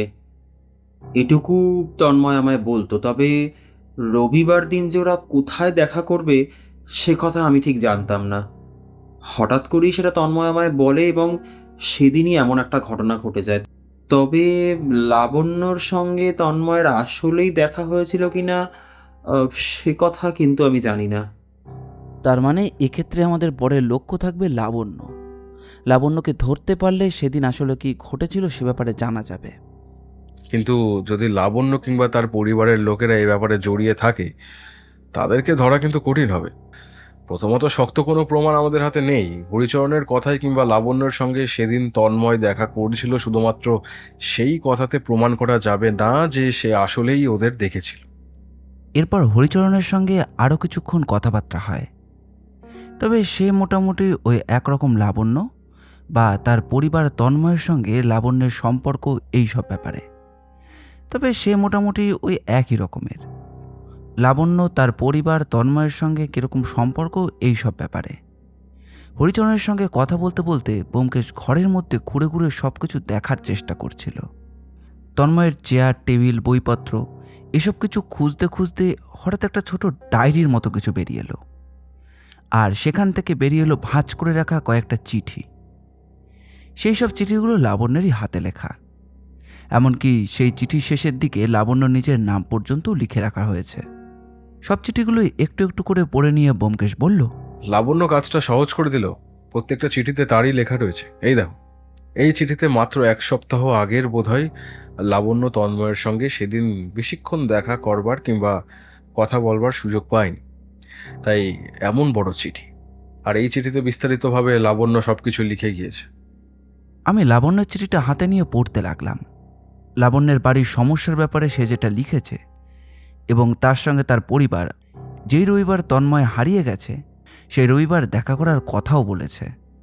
কালীপুরের কাছে একটা মন্দির আছে, সেই মন্দিরের কাছেই নাকি ওদের দেখা করবার কথা ছিল। আমি বললাম, তাহলে এখান থেকে কি আমরা সেই মন্দিরের কাছেই যাব? যদি সেদিন তন্ময় এবং লাবণ্যকে কেউ দেখে থাকে? সেটাই করতে হবে। এই লাবণ্যর সূত্রটাই আমাদের হাতে একমাত্র রয়েছে। আচ্ছা অজিত, তোমার সেই দিনের কথাটা মনে আছে? মানে রবিবার বৃষ্টির মধ্যে ফেরার পথে তোমায় যে কথাগুলো বলেছিলাম। হ্যাঁ, মনে আছে তো। তুমি রথীনবাবুর সঙ্গেই তো 3 জনকে একসাথে ওই হাওড়া স্টেশন পর্যন্ত নিয়ে গিয়েছিলে। তারপর সেখান থেকে চলে আসো। কিন্তু কেন বলো তো, হঠাৎ করে সেই কথাগুলোই বা মনে পড়ছে কেন? কেন বলতে পারবো না, তবে আমার মনে হচ্ছে দুটো ঘটনার মধ্যে কোথাও না কোথাও একটা মিল রয়েছে। ভালো করে ভেবে দেখো, সেদিন 4:30টার সময় মেস বাড়ির থেকে বেরিয়ে গিয়েছিল তন্ময়। এখান থেকে কালীপুরের সেই মন্দিরে পৌঁছাতে আধ ঘন্টা মতো সময় লাগার কথা, অর্থাৎ 5টা, এবং তারপরে বেশ খানিক আগে আগে কালীপুরের কাছ থেকে ট্যাক্সি নিয়েছিল ওরা তিনজন। মানে ওই 5টা থেকে 7টার মধ্যে তন্ময় এবং লাবণ্য এমন কোথাও ছিল যেখান থেকে একটা ঘটনা ঘটেছিল, হয়তো লাবণ্য কোনো কিছু জানতে পেরেছিল ব্যাপারে। কিন্তু লাবণ্য যদি জেনেই থাকে তাহলে... আরে আরে, যাচ্ছ কোথায়? রথিনবাবুর জ্ঞান ফিরেছে নাকি দেখবার দরকার। এখনই বেরোতে হবে, বেশি দেরি করা যাবে না, দুপুর হয়ে গিয়েছে। হরিচরণ একটু ভয় পেয়ে গিয়েছিল। আমরা নিচে নেমে হরিচরণকে রেখে নিচে নেমে এসে দেখি রথিনবাবুর জ্ঞান ফিরেছে। আর ঠিক তখনই কেন জানি না সেদিন রাতে হাওড়া স্টেশন থেকে ফেরার পর রথিনবাবুর সঙ্গে ব্যোমকেশের বলা কথাগুলো মনে পড়তে লাগলো। আমরা সবাই রথিনবাবুর সঙ্গে বাড়িতে ফিরে এলাম। আমার আমার মন মানছে না ব্যোমকেশবাবু। আপনি আপনি আপনি বুঝতে পারছেন না। আপনি আপনি একটু বলুন না, একটু বলুন না। দেখুন, ও তো ঠিকই বলেছে। আসলে এসব ব্যাপারে আমি তেমন কিছু বুঝি না। তবে আপনি যখন এত কষ্ট করে এসেছেন তখন একবার চেষ্টা করে দেখা যেতে পারে। কি গো, একবার চেনা জানা লোকেদের সঙ্গে কথা বলে দেখো না। আর একবার ওই মেস বাড়িতে গিয়ে ওখানে তার বন্ধু বান্ধবদের সঙ্গে কথা বলো, যদি কিছু সমাধান হয়। ঠিক আছে, ব্যাপারটা আমি দেখব, অন্তত চেষ্টা করে দেখব এখান থেকে কিছু বের করা চাই কিনা। তবে এসব ক্ষেত্রে পুলিশের ওপর ভরসা করাটা কিন্তু সবচেয়ে ভালো। হতে পারে সে নিজের ইচ্ছায় কোথাও গিয়েছে, আবার অথবা কেউ তাকে কোথাও নিয়ে গিয়েছে। আপনি আপনি ব্যোমকেশ বক্সী তো? কিন্তু কিছু হয়েছে বাবু? মানে আপনি এই সময় যে... একটা কাজে বেরিয়েছিলাম, কাজটা হয়ে গিয়েছে। আচ্ছা, তুমি ওদের কালীপুরের কাছ থেকে তুলেছো তো? তখনই কি ওরা বলেছিল বর্ধমান যাবে? হ্যাঁ, বলেছিল হাওড়া স্টেশনে কাজ আছে, যাবে। কিন্তু বর্ধমানের কথা তখন বলেনি, পরে রাস্তায় বলেছিল। আপনি যখন গাড়িতে উঠলেন তারপরে কথা হলো, তখনই বলল। আমার কেন জানি মনে হচ্ছে ওরা বর্ধমান যাবে না, অন্য কোথাও যাবে। কিন্তু সমস্যা হলো, ওরা এমন মিথ্যে কথা বলবে কেন? আপনাকে বা আমাকে মিথ্যে বলে তো ওদের কোনো লাভ নেই। কে কোথায় যাবে তা নিয়ে আমি কি করব বলুন ব্যোমকেশবাবু? আমি তো ওদের নামিয়ে দিয়েছি, আমার কাজ শেষ। এখন আপনাকে নামিয়ে দিতে পারলি আমি নিশ্চিন্ত। তারপর কালীপুরে ফিরে যেতে হবে, অনেক অনেক রাত হয়ে যাচ্ছে। তবে যাওয়ার আগে একবার আমার ওই ছেলের মেসে যেতে হবে, কিছু টাকা দিয়ে আসা দরকার। এই মাসের মেসের ভাড়া, সামনে ছেলেটার পরীক্ষা, বইপত্র কিনতে হবে। হ্যাঁ, হ্যাঁ, আমাকে একবার মেসে যেতে হবে। তোমার ছেলে মেসে থাকে নাকি? এরপর রথিনবাবুর সঙ্গে ব্যোমকেশের আরও কিছু টুকিটাকি কথা হলো। কিন্তু ব্যোমকেশ ওই তিনজন লোকের কথা কিছুতেই মাথা থেকে সরাতে পারছিল না। এমনকি বাড়ির কাছে চৌরাস্তার মোড়ে নামার পরেও ব্যোমকেশ রথিনবাবুকে বলেছিল, আপনি ফিরে যান, সাবধানে যাবেন। এত রাত হয়ে গেছে, এতটা পথ যাবেন। তবে রথিনবাবু, লোকগুলোর কথাবার্তার ব্যবহার আমার কিন্তু একদমই ভালো লাগেনি। পরে যদি কোনো কিছু মনে হয় তাহলে এই ব্যাপারে আপনাকে ডাকবো। নিশ্চয়ই ডাকবেন। আর আপনি ডাকবেন আর আমি আসবো না, তা কি হয়? হ্যাঁ, এটা কি হয়? চলি ব্যোমকেশবাবু, শুভরাত্রি। আবার আবার অনেকটা পথ যেতে হবে। এই ছিল রথিনবাবুর সঙ্গে ব্যোমকেশের শেষ কথা। ব্যোমকেশ আমাদের এই কথাগুলোই বলেছিল। সব শুনে বৌঠান বলেছিল, এখন তো আমারও মনে হচ্ছে কোনো একটা ব্যাপার আছে। লোকগুলো মিথ্যা কথা বলবে কেন? আচ্ছা, হাওড়া স্টেশনে নেমে লোকগুলো কোন দিকে গিয়েছিল সেটা কি তুমি দেখেছিলে? স্টেশন থেকে বেরিয়ে গঙ্গার দিকে একটা ফাঁকা জায়গা রয়েছে। আমি যখন ট্যাক্সি ভাড়া মিটাচ্ছিলাম তখন দেখেছিলাম লোকগুলো ওই দিকেই হাঁটছিল। এত বৃষ্টির মধ্যে ওরা ওই দিকে যাচ্ছিল। আমার কিন্তু মনে হয় পুরো ব্যাপারটাই তোমার মনের ভুল। যাই হোক, অনেক রাত হলো ব্যোমকেশ, চলো উঠে পড়ি। খাওয়া দাওয়া এখনও করিনি। ওই যে পুটিরাম ডাকছে। পুটিরামের কথায় আমরা উঠে পড়লাম বটে, কিন্তু ব্যোমকেশ যে চিন্তাটা মাথা থেকে সরাতে পারিনি সেটা তখন বুঝেছিলাম, আর এখনও বুঝতে পারছি। আসলে আসলে এই 3 দিন কিভাবে কেটেছে আমি জানি না। খাওয়া ঘুম কিছুই ঠিক মতো করতে পারিনি। কিছু মনে করবেন না। শরীরটা বড্ড খারাপ। শরীরকে আর একটু কষ্ট দিতে হবে রথিনবাবু। এখন আমাদের এখান থেকে বেরিয়ে কালীপুরের মন্দিরে যেতে হবে, তারপরে সেখান থেকে আরেক জায়গায় যেতে হতে পারে। আচ্ছা, কালীপুর থানার রাস্তাটা আপনার চেনা রয়েছে? রথিনবাবু অবাক হলেন। চেনা আছে। পুলিশের সঙ্গেই তো কয়েকদিন ধরে আমার ছেলের খোঁজ করছিলাম। তাদের সঙ্গে একটু পরিচয়ও হয়েছে। কিন্তু কেন বলুন তো? ব্যোমকেশ বেশি কিছু বলল না, সেখান থেকে আমরা সোজা কালীপুরের মন্দিরের দিকে গেলাম। কালীপুরের এই কালী মন্দিরটা খুব বিখ্যাত। সামনে বড় খোলা জায়গা আর চারিদিকে বেড়া দেওয়া, পেছনে একটা মাঠ আর তারও পেছনে ডোবার মতো জায়গা। শোনা যায় এই ডোবার সঙ্গে মন্দিরের কোনো একটা সম্পর্ক রয়েছে। ব্যোমকেশ সেখানে ঘুরে ঘুরে দেখছিল, আমরাও সঙ্গে ছিলাম। সেই মন্দিরের ভেতরে গিয়ে পুরোহিতের সঙ্গে কথা বলল, আর বাইরে ছোট একটা চায়ের দোকানও ছিল, সেখানে গিয়েও জিজ্ঞাসা করল, তবে খুব বেশি সময় নিল না। আচ্ছা, আর বেশি কিছু নয়, এখান থেকে আমরা থানায় যাব, পুলিশের সঙ্গে কথা বলে তারপরে পরের কাজটা ঠিক করব। আচ্ছা রতিনবাবু, সেদিন আপনাকে নামিয়ে দিয়ে ফেরার সময় আর কিছু ঘটেছিল? না তো, কিছুই হয়নি। বাড়ি ফিরে আপনি কি গাড়িটাকে ভালো করে দেখেছিলেন? মানে গাড়ির ভেতরে কোনো অস্বাভাবিক কিছু ছিল এরকম? আমি তো প্রতিদিন সকালে গাড়ি বের করার আগে ভালো করে দেখি, তেমন কিছু তো চোখে পড়েনি। আপনি আপনি কি ভাবছেন বলুন তো? একটা খটকা থেকেই যাচ্ছে। আপনার ছেলে যেদিন সন্ধ্যায় নিখোঁজ হলো সেই দিনই 3জন লোক আপনাকে মিথ্যে কথা বলে আপনার গাড়িতে উঠেছিল। তারা হাওড়া পর্যন্ত গেল, কিন্তু স্টেশনে না গিয়ে অন্যদিকে চলে গেল। আর এদিকে তন্ময় লাবণ্য নামে এক মেয়ের সঙ্গে সম্পর্কে জড়িয়ে পড়েছিল। তার সঙ্গে দেখা করতে গিয়ে সে আর ফিরে এলো না। তাহলে সে গেল কোথায়? চলো সোজা থানায় যাই, সেখান থেকে পুলিশ নিয়ে লাবণ্যর বাড়ি খুঁজে বের করি। তাকে জিজ্ঞাসা করলেই সব কথা জানা যাবে। আমরা থানায় গেলাম। সেখানে অফিসার মিস্টার হালদারের সঙ্গে ব্যোমকেশের আগেই পরিচয় ছিল। হালদারবাবু ব্যোমকেশকে দেখে চিনতে পারলেন। রতিনবাবুকে দেখে একটু হেসে বললেন, খুব ভালো করেছেন রতিনবাবু, আমরা তো অনেক খোঁজাখুঁজি করেও কিছু পাইনি। ব্যোমকেশবাবুকে যখন দায়িত্ব দিয়েছেন, তিনি নিশ্চয়ই আপনার ছেলেকে খুঁজে বার করতে পারবেন। তবে 3 দিন হয়ে গিয়েছে, আমার মনে হয় না। না না স্যার, এমন এমন কথা বলবেন না। আমি আমি আমি খুব ভয় পাচ্ছি জানেন। আমার ছেলেকে আমি ফেরত চাই। যেভাবেই হোক তাকে খুঁজে বের করতে হবে। ব্যোমকেশবাবু, আপনি দয়া করে আমার ছেলেকে একটু খুঁজে বার করে দিন। ব্যোমকেশ লাবণ্যের কথা বলল, তন্ময়ের সঙ্গে তার সম্পর্কের কথা, মন্দিরে দেখা করবার কথা, এমনকি চিঠিগুলোও দেখালো। চিঠি থেকে হালদারবাবু একজন কনস্টেবলকে ডাকলেন। তার কাছ থেকেই জানা গেল যে লাবণ্য নামের মেয়েটা কাছেই থাকে এবং সে তাকে চেনে। আমারও মনে হচ্ছে বসুপাড়াতেই ওদের বাড়ি। লাবণ্য বসু, তার বাবার নাম অরিন্দম বসু। চলুন এখনই যাই, এখন গেলে কিছু একটা বোঝা যেতে পারে। লাবণ্যকে খোঁজাটা খুব দরকার। এরপর আমরা সবাই পুলিশের জিপ আর ট্যাক্সি নিয়ে অরিন্দম বসুর বাড়ির উদ্দেশ্যে রওনা দিলাম। দরজা খুলে যখন অরিন্দমবাবু বাইরে এলেন, তখন ব্যোমকেশ আর রতিনবাবুকে দেখে তিনি যেন ভূত দেখার মতো চমকে উঠলেন। ব্যোমকেশ নিজেকে সামলে নিলেও রতিনবাবু কিন্তু সামলাতে পারলেন না। রতিনবাবুর মুখ দেখে অরিন্দম বসু অস্বস্তিতে পড়ে গেলেন।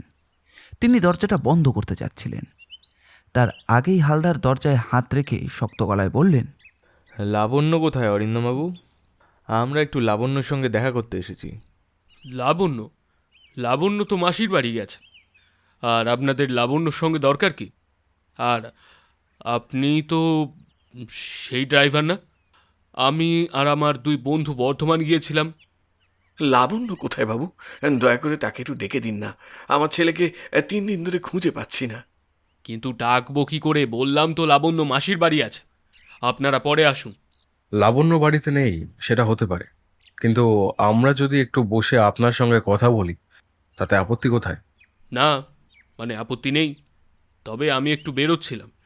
বাড়িতে আমার স্ত্রী বা মেয়ে কেউই নেই, তাই আপনারা যদি একটু পরে আসেন। অরিন্দমবাবু দরজাটা দুহাতে ধরেছিলেন, কিন্তু হালদার তা মানলেন না। দরজা ঠেলে ভেতরে ঢুকে লাবণ্য লাবণ্য বলে ডাকতে লাগলেন। তার ডাক শুনে ভেতর থেকে এক মহিলা বেরিয়ে এলেন। আচ্ছা তুমি বলো তো, লাবণ্য তো বাড়ি নেই, সে মাসির বাড়ি গেছে, এরা বিশ্বাস করছে না। মহিলা কিছুক্ষণ চুপ করে অরিন্দমবাবুর দিকে তাকিয়ে রইলেন। ততক্ষণে ব্যোমকেশ, আমি আর রতিনবাবু ভেতরে ঢুকে পড়েছি। আপনি তো বললেন বাড়িতে কেউ নেই, তাহলে এই মহিলা রান্নাঘর থেকে এলেন কিভাবে?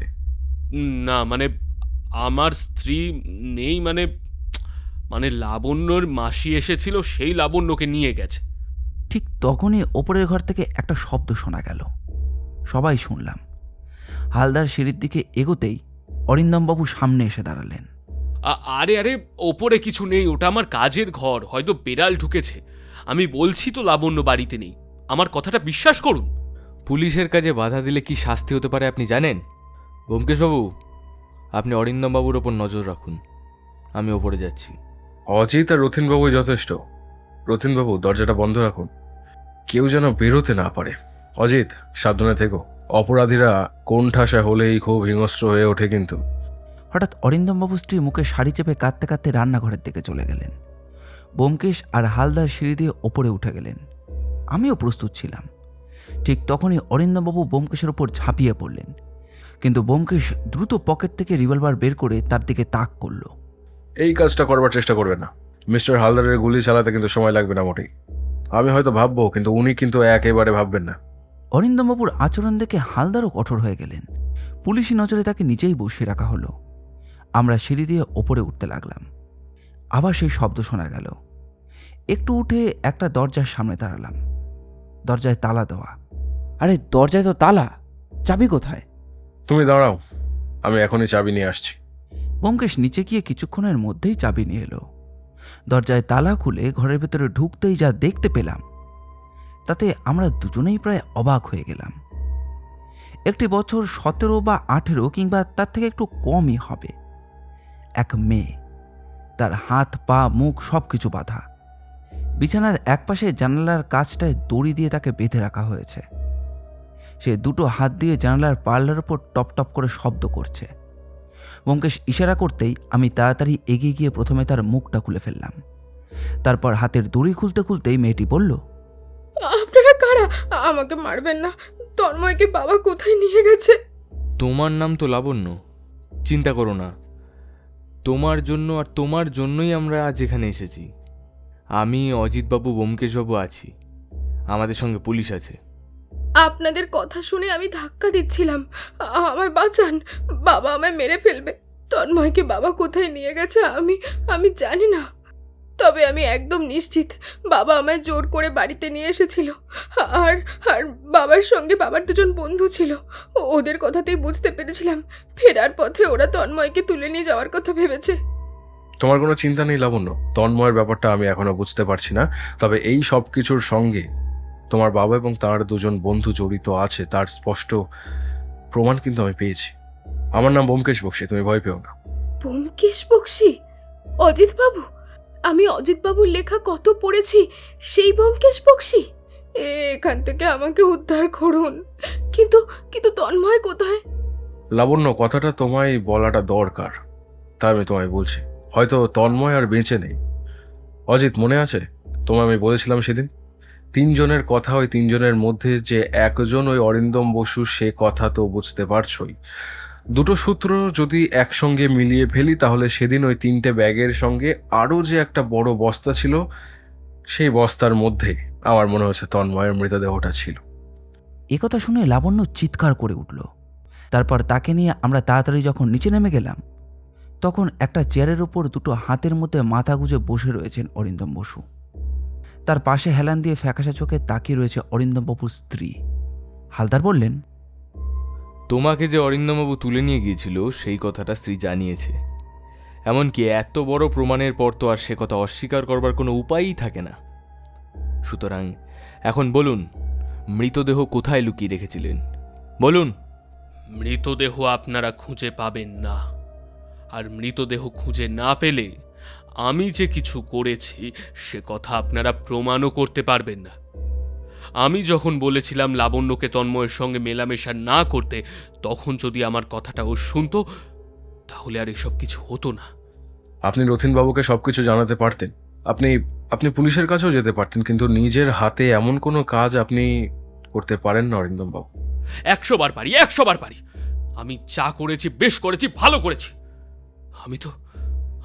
আমি তো তাকে মারতে চাইনি, আমি ওকে বোঝাতে চেয়েছিলাম। আমি তো শুধু একটিমাত্র বার তাকে বোঝাতে চেয়েছিলাম। কিন্তু কোথা থেকে যে কি হয়ে গেল আমি জানি না, আমি সত্যিই জানি না। তার মানে ব্যোমকেশবাবু আপনি ঠিকই বলেছেন। সেদিন সেদিন আমার ট্যাক্সিতে করেই ওরা ওরা আহ, না না না না, আমি ছাড়বো না, আমি ছাড়বো না, আমি ছাড়বো না, কিছুতে আমি ছাড়বো না। কথাটা বলতে বলতেই রথীনবাবু ঝাঁপিয়ে পড়লেন অরিন্দম বসুর গলা লক্ষ্য করে। দুহাতে তার গলা চেপে ধরে চিৎকার করে বলতে লাগলেন, শয়তান, হ্যাঁ শয়তান, তুই তুই তুই তুই তুই আমার ছেলেকে মেরেছিস, আমার ছেলেকে মেরেছিস, তুই তুই আমার ছেলেকে মেরেছিস। হ্যাঁ, যা হয়েছে হয়েছে, তুই তুই তো আমায় বলতে পারতিস, আমায় বলতে পারতিস। আমি আমি আমার ছেলেকে শাসন করতাম, তোর মেয়ের কাছ থেকে আমার ছেলেকে দূরে সরিয়ে রাখতাম, কিন্তু তুই তুই এত বড় কাজটা করলি কেন রে? হ্যাঁ, এত বড় কাজটা করলি কেন? রথীনবাবু, মাথা গরম করলে এখন হবে না। এখন অনেক কিছু প্রমাণ করার বাকি আছে। এখনই একবার থানায় ফোন করতে হবে। থানায় ফোন করে ফোর্স পাঠাতে বলতে হবে। অরিন্দমবাবুর 2 বন্ধুকে গ্রেপ্তার করতে হবে, তারপর মৃতদেহ। এখন বলুন, মৃতদেহ কোথায় আছে? মৃতদেহ কোথায় সে কথা আমি বলবো না। না আপনারা খুঁজে বার করতে পারবেন, না আমি কিছু বলবো। হ্যাঁ, আমার কাছ থেকে নাকি কথা বার করবে। আরে যান যান যান। অরিন্দমবাবুর স্ত্রী এবং লাবণ্য দুজনেই ভয়ে জড়সড় হয়ে রয়েছে। অরিন্দমবাবুর স্ত্রী লাবণ্যকে জড়িয়ে ধরে রয়েছে, দুজনেরই চোখে জল। কি করবে এমন একটা অদ্ভুত অবস্থার মধ্যে পড়ে আমি কি করব তাই বুঝতে পারছিলাম না। এমন সময় ব্যোমকেশ বলল, হালদার, আপনি ফোর্স ডাকুন, অরিন্দমবাবুকে আর তার 2 বন্ধুকে গ্রেফতার করে থানায় নিয়ে যান। আমি রথীনবাবু আর অজিতকে নিয়ে যাচ্ছি। মৃতদেহ কোথায় আছে সেটা খুঁজে বার করবার দায়িত্ব আমার। ব্যোমকেশের কথায় আমরা দুজনেই অবাক হয়ে তাকালাম। তারপর ফোর্স আসতে আর বেশিক্ষণ সময় লাগলো না। থানা এখান থেকে খুব একটা দূরে নয়। এরপর আমরা রথীনবাবুকে সঙ্গে নিয়ে বেরিয়ে পড়লাম অরিন্দমবাবুর বাড়ি থেকে। গোটা পথ রথীনবাবু আর কোনো কথা বললেন না, চোখ থেকে জল গড়িয়ে পড়ছিল। ব্যোমকেশ তার পাশে, মাঝে মাঝে তার কাঁধে হাত রেখে সান্ত্বনা দেওয়ার চেষ্টা করছে। হাওড়া স্টেশনের কাছাকাছি এসে রথীনবাবু বললেন, একবারও বুঝতে পারলাম না ব্যোমকেশবাবু, নিজের ছেলের মৃতদেহ নিজের সাথে করে নিয়ে এলাম। হায় হায় হায়, আমি কত বড় হতভাগ্য। হায় হায় হায়। এখানে আপনার কোনো ভুল নেই, আপনিই বা কী করবেন বলুন। আচ্ছা, সেদিন গাড়িটাকে আমরা যেখানে দাঁড় করিয়েছিলাম সেখানটায় দাঁড় করাবেন তো? হ্যাঁ হ্যাঁ, এই জায়গাটায়। স্টেশনের কাছে তখন লোকজন ভর্তি। লোকজনের কোলাহল, ঘোড়ার গাড়ির শব্দ সব কিছুই ভেসে আসছে। আর তারই মাঝে একটা জায়গায় গাড়ি দাঁড় করিয়ে আমরা নেমে গেলাম ব্যোমকেশের পেছন পেছন। এখান থেকে সামনেই গঙ্গা। সেই গঙ্গার দিকে একটা ফাঁকা জায়গার কথা ব্যোমকেশ বলেছিল। আমায় নিয়ে এবং রথীনবাবুকে সঙ্গে করে আমরা সেদিকেই গেলাম। ব্যোমকেশ হাঁটতে হাঁটতে বলল, একটা কোদাল থাকলে বেশ ভালো হতো, মাটি কোপাতে হয়তো সুবিধা হতো। দেখা যাক। গঙ্গার পাড়ে খানিকটা ফাঁকা জমিতে মাঝে মধ্যে নোংরা, আবর্জনা এবং জঞ্জাল ছড়িয়ে রয়েছে। ব্যোমকেশ এখানে সেখানে ঘুরতে লাগলো, আর আমি অবাক হয়ে ভাবতে লাগলাম যে এর মধ্যে সে মৃতদেহ ব্যোমকেশ খুঁজে পাবে কি করে। হঠাৎ দেখি এক জায়গায় বেশ কয়েকটা কুকুরের দল ঘোরাঘুরি করছে। একটু দূরেই একটা গাছের তলায় কাকের জটলা মনে হলো, আর তার আশেপাশে জঙ্গলটা যেন একটু বেড়েছে। আমি আর রথীনবাবু এদিক ওদিক ঘোরাঘুরি করছি। হঠাৎ ব্যোমকেশের গলা শুনতে পেলাম, অজিত, এইখানে অজিত, তাড়াতাড়ি এসো, একটা কোদাল জোগাড় করতে হবে। গঙ্গার ঘাট। একটা নৌকো তখন গঙ্গার ধারে এসে ভিড়েছে। সেখান থেকে 2-3 জন লোক, কোনো মজুর শ্রেণীর লোক হবে, তাদেরকে ডেকে আনলো, আর তাদের সাহায্যেই মাটি সরিয়ে বের করে আনা হলো। আর তাদের সাহায্যেই একটা বস্তাকে মাটির ভেতর থেকে বের করে আনা হলো। এই এই বাচ্চাটাই তো ওই সেদিন বর্ষায় ওই আমার গাড়িতে করে আনা হয়েছিল। হ্যাঁ, হায় হায় ভগবান, হায় হায়। একটা পচা গন্ধ ছড়িয়ে পড়েছিল চারপাশে। নাকে কাপড় চাপা দিয়ে বস্তাটাকে মাটি থেকে তোলা হলো। ব্যোমকেশ আমাদের সেখানে দাঁড় করিয়ে রেখে হাওড়া স্টেশনের কন্ট্রোল রুম থেকে টেলিফোন করে মিস্টার হালদারকে ডেকে পাঠানো হলো। বস্তাসহ মৃতদেহটা পুলিশের জিপে করে পুলিশের লোকেরা নিয়ে গেলে রথীনবাবুর গাড়ি চালিয়ে আসার মতো অবস্থা কিন্তু ছিল না। পুলিশেরই একজন ড্রাইভার তার ট্যাক্সিতে আমাদের 3 জনকে নিয়ে পৌঁছলো কালীপুর থানায়। মৃতদেহ পৌঁছে দিয়ে আমরা কিন্তু বাড়িতে ফিরে এলাম। প্রায় সন্ধ্যা হয়ে গেছে। এ সমস্ত করতে করতে আকাশে কালো মেঘ জমেছে, বৃষ্টি হবে। সন্ধ্যার দিকে স্নান টান করে সবেমাত্র চায়ের কাপ নিয়ে বসেছি, এমন সময় রথিনবাবু এসে ঢুকলেন বিধ্বস্ত চেহারায়। আমরা কিছু বলার আগেই সামনের চেয়ারে থপ করে বসে পড়লেন। তারপর বললেন, বাঁচাতে পারলাম না ব্যোমকেশ বাবু, আমার ছেলেকে বাঁচাতে পারলাম না। এমন ভাবে যে সব কিছু হয়ে গেল। আমি আমার নিজের গাড়িতে করে ছেলের মৃতদেহ নিয়ে গেলাম, ওই শয়তানগুলো মাটিতে পুঁতে দিল। ওই শয়তানগুলো মাটিতে পুঁতে দিল। ওদের মাটিতে পুঁতে দেওয়ার জন্য আমি আমার ছেলের মৃতদেহ নিজের গাড়ি করে নিয়ে গেলাম।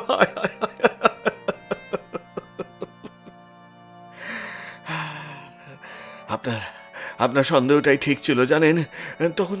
তখন যে কেন এসব কথা ভাবলাম না? কেন ভাবলাম না? না ভাবারই কথা। আমি কি তখন এমন কিছু ভেবেছিলাম? আমি মনে করেছিলাম কোনো চোরাচালানের জিনিসপত্র ওরা চালান করছে। এমনিতেই তো ওই এলাকায় হিরে পাচার চক্র ধরবার জন্য গিয়েছিলাম, তাই ব্যাপারটা মাথাতেই ছিল। কিন্তু এমন একটা কিছু যে হতে পারে তা আমি ভাবিনি। হালদার ফোন করেছিলেন। পুলিশের চাপের কাছে ওরা তিনজনেই সমস্ত কথা স্বীকার করেছে। এমনকি লাবণ্য এবং তার মা পর্যন্ত আদালতে অরিন্দমবাবুর বিরুদ্ধে সাক্ষী দেবে। আমি বললাম, কিন্তু একটা কথা আমি বুঝতে পারলাম না, সেদিন সন্ধ্যের সময় মন্দিরের ওখানে তন্ময় আর লাবণ্য যদি দেখা করেই থাকে, তাহলে সেখান থেকে তন্ময়কে ওরা ধরল কি করে? মিস্টার হালদারের সঙ্গে আমার কথা রয়েছে। মৃতদেহ পৌঁছে দিয়ে চলে আসার আগে অরিন্দমবাবু ওর এক বন্ধুর সঙ্গে এ বিষয়ে আমি কথা বলি। সে আমাকে অনেক কিছুই বলে ফেলেছে। আসলেই সব কিছু ছিল অরিন্দমবাবুর পরিকল্পনা। বাকি দুজন তাকে শুধু সাহায্য করেছিল। তাই ভয় এবং শাস্তি থেকে বাঁচবার জন্য ওরা আমায় সমস্ত কিছুই বলে ফেলে। যদিও এমনটাই আমার অনুমান ছিল। ততক্ষণে বৌঠান এসে পড়েছে সেখানে। রথিনবাবুকে সান্ত্বনা দেওয়ার মতো ভাষা কিংবা মনের জোর আমাদের কাছে ছিল না। ব্যোমকেশ বলতে লাগলো, আগেই তন্ময়ের সঙ্গে লাবণ্যর ব্যাপারটা অরিন্দমবাবু জানত। তিনি লাবণ্যকে এবং তন্ময়কে বারণ করেছিল, যদি সে তন্ময়ের সঙ্গে মেলামেশা করে, তন্ময়কে যে গুম খুন পর্যন্ত অরিন্দমবাবু করতে পারেন তার একটা উল্লেখ লাবণ্য চিঠিতে পর্যন্ত লিখেছিল। সেই যেটা তোমাকে পড়তে দিয়েছিলাম, তুমি হয়তো পুরোটা পড়োনি। আমি মাথা নাড়লাম। ওই অবস্থায় পুরো চিঠি আর পড়া যায় না। ব্যোমকেশ আবার বলল, এবারের ব্যাপারটা আমার খানিকটা অনুমান, আর এখানে একটা সত্য। সেদিন যখন ওরা দেখা করতে যায় সে কথা আগে থেকেই অরিন্দমবাবুর বউ জানতেন, এবং অরিন্দমবাবু সেখান থেকে তন্ময় এবং লাবণ্য দুজনকে সরিয়ে নিয়েছিলেন। লাবণ্যকে সেখান থেকে তিনি বাড়িতে নিয়ে চলে আসেন এবং তন্ময়কে সেখান থেকে চোখ বন্ধ করে সেখান থেকে অন্য জায়গায় নিয়ে যায়। কোথায় নিয়ে যায় সেটা আমি পুরোপুরি জানি না, তবে আমার মনে হয় কালীপুরের এক পরিত্যক্ত কারখানা আছে, সেখানেই হয়তো। আর তার উপরে নির্যাতন করা হয়। মৃতদেহ দেখে পুলিশের ডাক্তার পোস্টমর্টম রিপোর্ট না দিলেও পচে গলে যাওয়া শরীরেও কি কিছু ক্ষত আর চিহ্ন পাওয়া গিয়েছে? হয়তো রাগের মাথায় নির্যাতন করতে করতেই মারা গিয়েছিল তন্ময়, তাই তার শরীরটাকে প্লাস্টিক কাগজে মুড়ে তারপরে বস্তার মধ্যে ঢুকিয়েছিল ওরা। তাকে মারার এবং চাপা দেওয়ার পরিকল্পনা হয়তো ছিল না, তাই পরের দিন বাড়িতে ফিরে লাবণ্যকে আটকে রেখে সেখান থেকে বস্তা নিয়ে চলে আসে অরিন্দমবাবু। তার স্ত্রী হয়তো বুঝতে পারেনি যে ব্যাপারটা এত কিছু হয়ে যেতে পারে। এমনকি তন্ময়কে মারধর করে ছেড়ে দেওয়া হয়েছে এমন কথাও লাবণ্যকে অরিন্দমবাবু বলেছিলেন। এবার রথিনবাবু ট্যাক্সিতে মৃতদেহ নিয়ে যাচ্ছিল ওরা। কাকতালীয় ব্যাপার নাকি ইচ্ছে করে অরিন্দমবাবু এই কাজটা করেছিলেন সে কথা কিন্তু জানা যায়নি। আসলে অরিন্দমবাবু যেমন রথিনবাবুকে চিনতেন না, তেমন রথিনবাবু কিন্তু অরিন্দমবাবুকে চিনতেন না। কিন্তু গাড়িতে উঠে কথায় কথায় একসময় অরিন্দমবাবু বুঝতে পেরেছিলেন যে আসলেই রথিনবাবুই হলো তন্ময়ের বাবু। মনে আছে শেষের দিকে তন্ময়ের ব্যাপারে রথিনবাবুর সঙ্গে আমি গাড়িতে বসে কথা বলছিলাম? সেটা তো ওরা শুনেছিল, আর তার জন্যই হয়তো তাড়াতাড়ি মৃতদেহটাকে ফেলে না দিয়ে এখানে পৌঁছে দেওয়ার ব্যবস্থা করেছিল। না হলে গঙ্গার জলে মৃতদেহটা ফেলে দিলে ভেসে উঠত। জলে যদি মৃতদেহ ভেসে উঠতো তাহলে সেটা পুলিশের কাছে যেত। তখন পুলিশ তন্ময়ের হারিয়ে যাওয়ার ব্যাপারটার সঙ্গে মেলাতে গেলেই লাবণ্য হয়তো কিছু না কিছু বলে দিত। একদম ঠিক কথা। শুধু পুলিশ নয়, লাবণ্য ভয়ে ছিল। অরিন্দমবাবু কোনোভাবেই তার মেয়েকে বুঝতে দেয়নি যে মারধরের ভয়ে কিংবা অন্য কোনো কারণে তন্ময় এখান থেকে অন্য কোথাও চলে গিয়েছে। তাহলে সেটা পরিষ্কার হবে, সেটা তার বিরুদ্ধেই থাকবে না, কারণ মৃতদেহ খুঁজে না পাওয়া পর্যন্ত সে কথা প্রমাণ হবে না। সেটা প্রমাণ করবার জন্য মৃতদেহ প্রয়োজন। একবার যদি আমায় অরিন্দমবাবু সব কিছু বলতেন, তাহলে তাহলে আমি হয়তো আমার ছেলেকে ঠিক বুঝিয়ে নিতাম। আমার আমার একমাত্র ছেলে ব্যোমকেশবাবু, স্ত্রী সেই কবেই তো মারা গেছে। ছেলেটার মুখের দিকে তাকিয়ে আমি বেঁচেছিলাম, জানেন। হ্যাঁ, এখন এখন আমার কি হবে বলুন তো ব্যোমকেশবাবু? হ্যাঁ, কি কি করবো আমি, কি করবো আমি? এখানেই ভেঙে পড়বেন না রথিনবাবু। এত বড় ক্ষতি আপনার যে করেছে, তাকে তো শাস্তি দিতেই হবে। আপনার ছেলে হয়তো সামান্য ভুল করেছিল, কিন্তু এই বয়সে এমন ভুল অনেকেই করে থাকে। কিন্তু অরিন্দম বাবু যে এত বড় একটা কাজ করে ফেলবেন, সে কথা হয়তো লাবণ্য নিজেও বুঝতে পারেনি। বুঝতে পারছেন, লাবণ্য নিজে চাইছে তার বাবার শাস্তি হোক। তাহলে যদি এই জায়গায় আপনি ভেঙে পড়েন, তাহলে তো শাস্তি দেওয়াই যাবে না। না না না, আমি আমি ভেঙে পড়ছি না ব্যোমকেশবাবু। শাস্তি শাস্তি ওদের পেতেই হবে। এত বড় কাজ যে করেছে, তাকে শাস্তি পেতেই হবে। কিন্তু কিন্তু সেদিন আপনি কি এমন কিছু সন্দেহ করেছিলেন? কথাবার্তা এমনই ছিল, কেউ যেন ওদের গোপন ব্যাপারটা জানতে না পারে। তাছাড়া হাওড়াতে ওদের নেমে দাঁড়িয়ে থাকার ব্যাপারটা আমার সব থেকে বেশি আশ্চর্য করেছিল। বর্ধমানে যদি ওরা যেত, তাহলে সোজা স্টেশনে চলে যেত, সেখানে দাঁড়িয়ে তো আর থাকতো না। তাছাড়া কয়েকটা ব্যাপারে আমি বেশ অনুমান করেছিলাম। পরে যখন আপনার ছেলের ব্যাপারে এবং লাবণ্যর বাড়িতে এই অরিন্দম বাবুকে দেখতে পেলাম, তখন যেন গোটা ব্যাপারটা আমার কাছে জলের মতন পরিষ্কার হয়ে গেল। অরিন্দম বাবু ভাবতেও পারেনি যে তন্ময়ের সঙ্গে লাবণ্যর এই ব্যাপারটা আসলে আমাদের কাছ পর্যন্ত চলে আসবে, আর পুলিশ সোজা তার বাড়িতে গিয়ে পৌঁছাবে, লাবণ্যর সঙ্গে কথা বলতে চাইবে। হরিচরণ বলেছিল তন্ময় কাউকে কিছু বলতো না। হয়তো লাবণ্যও জানতো যে তন্ময় কাউকে কিছু বলতো না, আর তার কাছ থেকে কোনোভাবে হয়তো অরিন্দমবাবু ব্যাপারটা জানতে পেরেছিলেন। তাছাড়া তিনি ভেবেছিলেন যে মৃতদেহ খুঁজে না পেলে পুলিশ যাই করুক না কেন, তার কাছে পর্যন্ত আসবে কি করে। লাবণ্যকে আটকে রাখতে পারলেই লাবণ্য আর কাউকে কিছু বলবে না, তাহলে আর কোনো সমস্যা নেই। যদি আগে থেকেই বুঝতে পারতেন, তাহলে হয়তো সত্যি সত্যিই লাবণ্যকে সেখান থেকে সরিয়ে দেওয়ার ব্যবস্থা করতেন। সত্যি, মানুষ যেমন জঘন্য কাজ করতে পারে সে কথা ভাবতেও পারছি না। কিছু একটা বলতে যাচ্ছিল, ব্যোমকেশ তাকে ডান হাত তুলে থামিয়ে দিল। রথিনবাবু দুটো হাতের মধ্যে মুখ রেখে বসে আছেন। তার ফ্যাকাশে দৃষ্টি জানালা দিয়ে বাইরের দিকে তাকিয়ে দেখছে। যে প্রথম দিন তার চেহারায় উৎকণ্ঠা ছিল, আজ কিন্তু তার চেহারার সমস্ত কিছুই হারিয়ে ফেলার মতো অবস্থা। তাকে বলার ভাষা আমাদের কাছে ছিল না। শুধু ব্যোমকেশ আস্তে আস্তে বলল, এবার বুঝতে পারলেন রথিনবাবু, আমি ডিকি পরীক্ষা করবার কথা কেন বলেছিলাম? সেদিন ওই ডিকিতে ব্যাগপত্র এবং তখন যেন এক মুহূর্তের জন্য আমার কোদাল জাতীয় কিছুর কথা মনে পড়েছিল। বাঁধনের ভেতর থেকে যেন কোদালের মতন কিছু একটা লম্বা কাঠের বেরিয়েছিল, তবে অন্ধকারে ভালো করে বোঝা যায়। এখন নিশ্চিত ওই বস্তার মধ্যে মৃতদেহর কোদালটাই ওভাবে পড়েছিল। কিন্তু এতটুকু বস্তার মধ্যে মৃতদেহটা রাখলো কি করে? নিশ্চয়ই শরীরটাকে একেবারে বেঁকিয়ে ফেলেছিল। ব্যোমকেশের পক্ষে যেন ব্যাপারটা সম্ভব ছিল না, কারণ মৃতদেহের পচা গন্ধ বেরোবার সঙ্গে সঙ্গে আমরা সেখান থেকে সরে এসেছিলাম। রথিনবাবুই সেখানে কিছুক্ষণ দাঁড়িয়েছিল। তারপর পুলিশ এসে মৃতদেহ তুলে নিয়ে যায়।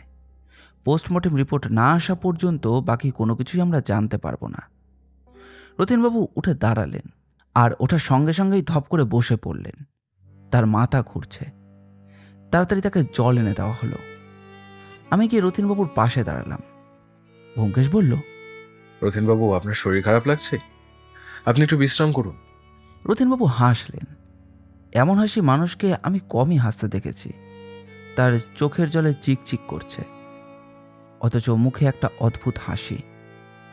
শান্ত গলায় দীর্ঘশ্বাস ফেলে তিনি বললেন, না না না, আমার আমার আর কোনোদিন শরীর খারাপ লাগবে না ব্যোমকেশবাবু।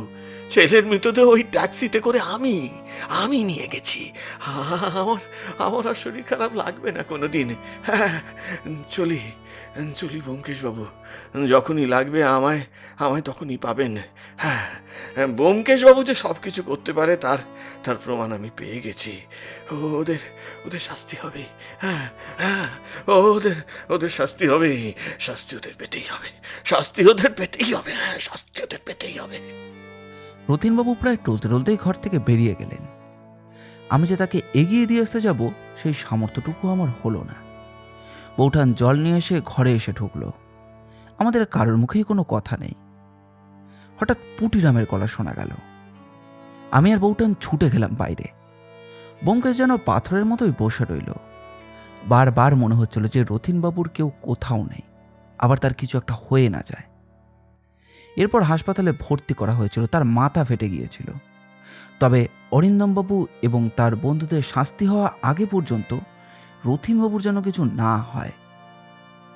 তাদের 1 মাস পরে খবর পেয়েছিলাম যে রথীনবাবু নিজের ঘরেই গলায় ফাঁস লাগিয়ে আত্মহত্যা করেছিল। খবর শুনে ব্যোমকেশ ম্লান হেসে বলেছিল, অজিত, বাস্তব তোমার লেখা বইয়ের চেয়েও মাঝে মাঝে অনেক বড় আশ্চর্য ঘটনা ঘটায়, কি বলো, তাই না? সম্মতি জানানো ছাড়া আমার মুখে আর কোনো ভাষা ছিল না। তবে হ্যাঁ, এই কেসের ব্যাপারটা কিন্তু আমি কোথাও লিখিনি। আমাদের আজকের গল্পটি ভালো লাগলে অবশ্যই লাইক করবেন, আর কীরকম লাগলো সেটি কমেন্ট করে জানাবেন। আমরা আপনাদের মধ্যে থেকে একটি কমেন্ট পিন করে দেব। এই রকম গোয়েন্দা গল্প আর অ্যাডভেঞ্চার গল্প আমরা প্রায় নিয়ে আসি। আমাদের চ্যানেলটি ঘুরেও আসতে পারেন। আমাদের চ্যানেলটিকে সাবস্ক্রাইব করে আমাদের পাশে থাকবেন। আপনাদের ভালোবাসা একান্ত কাম্য। ধন্যবাদ।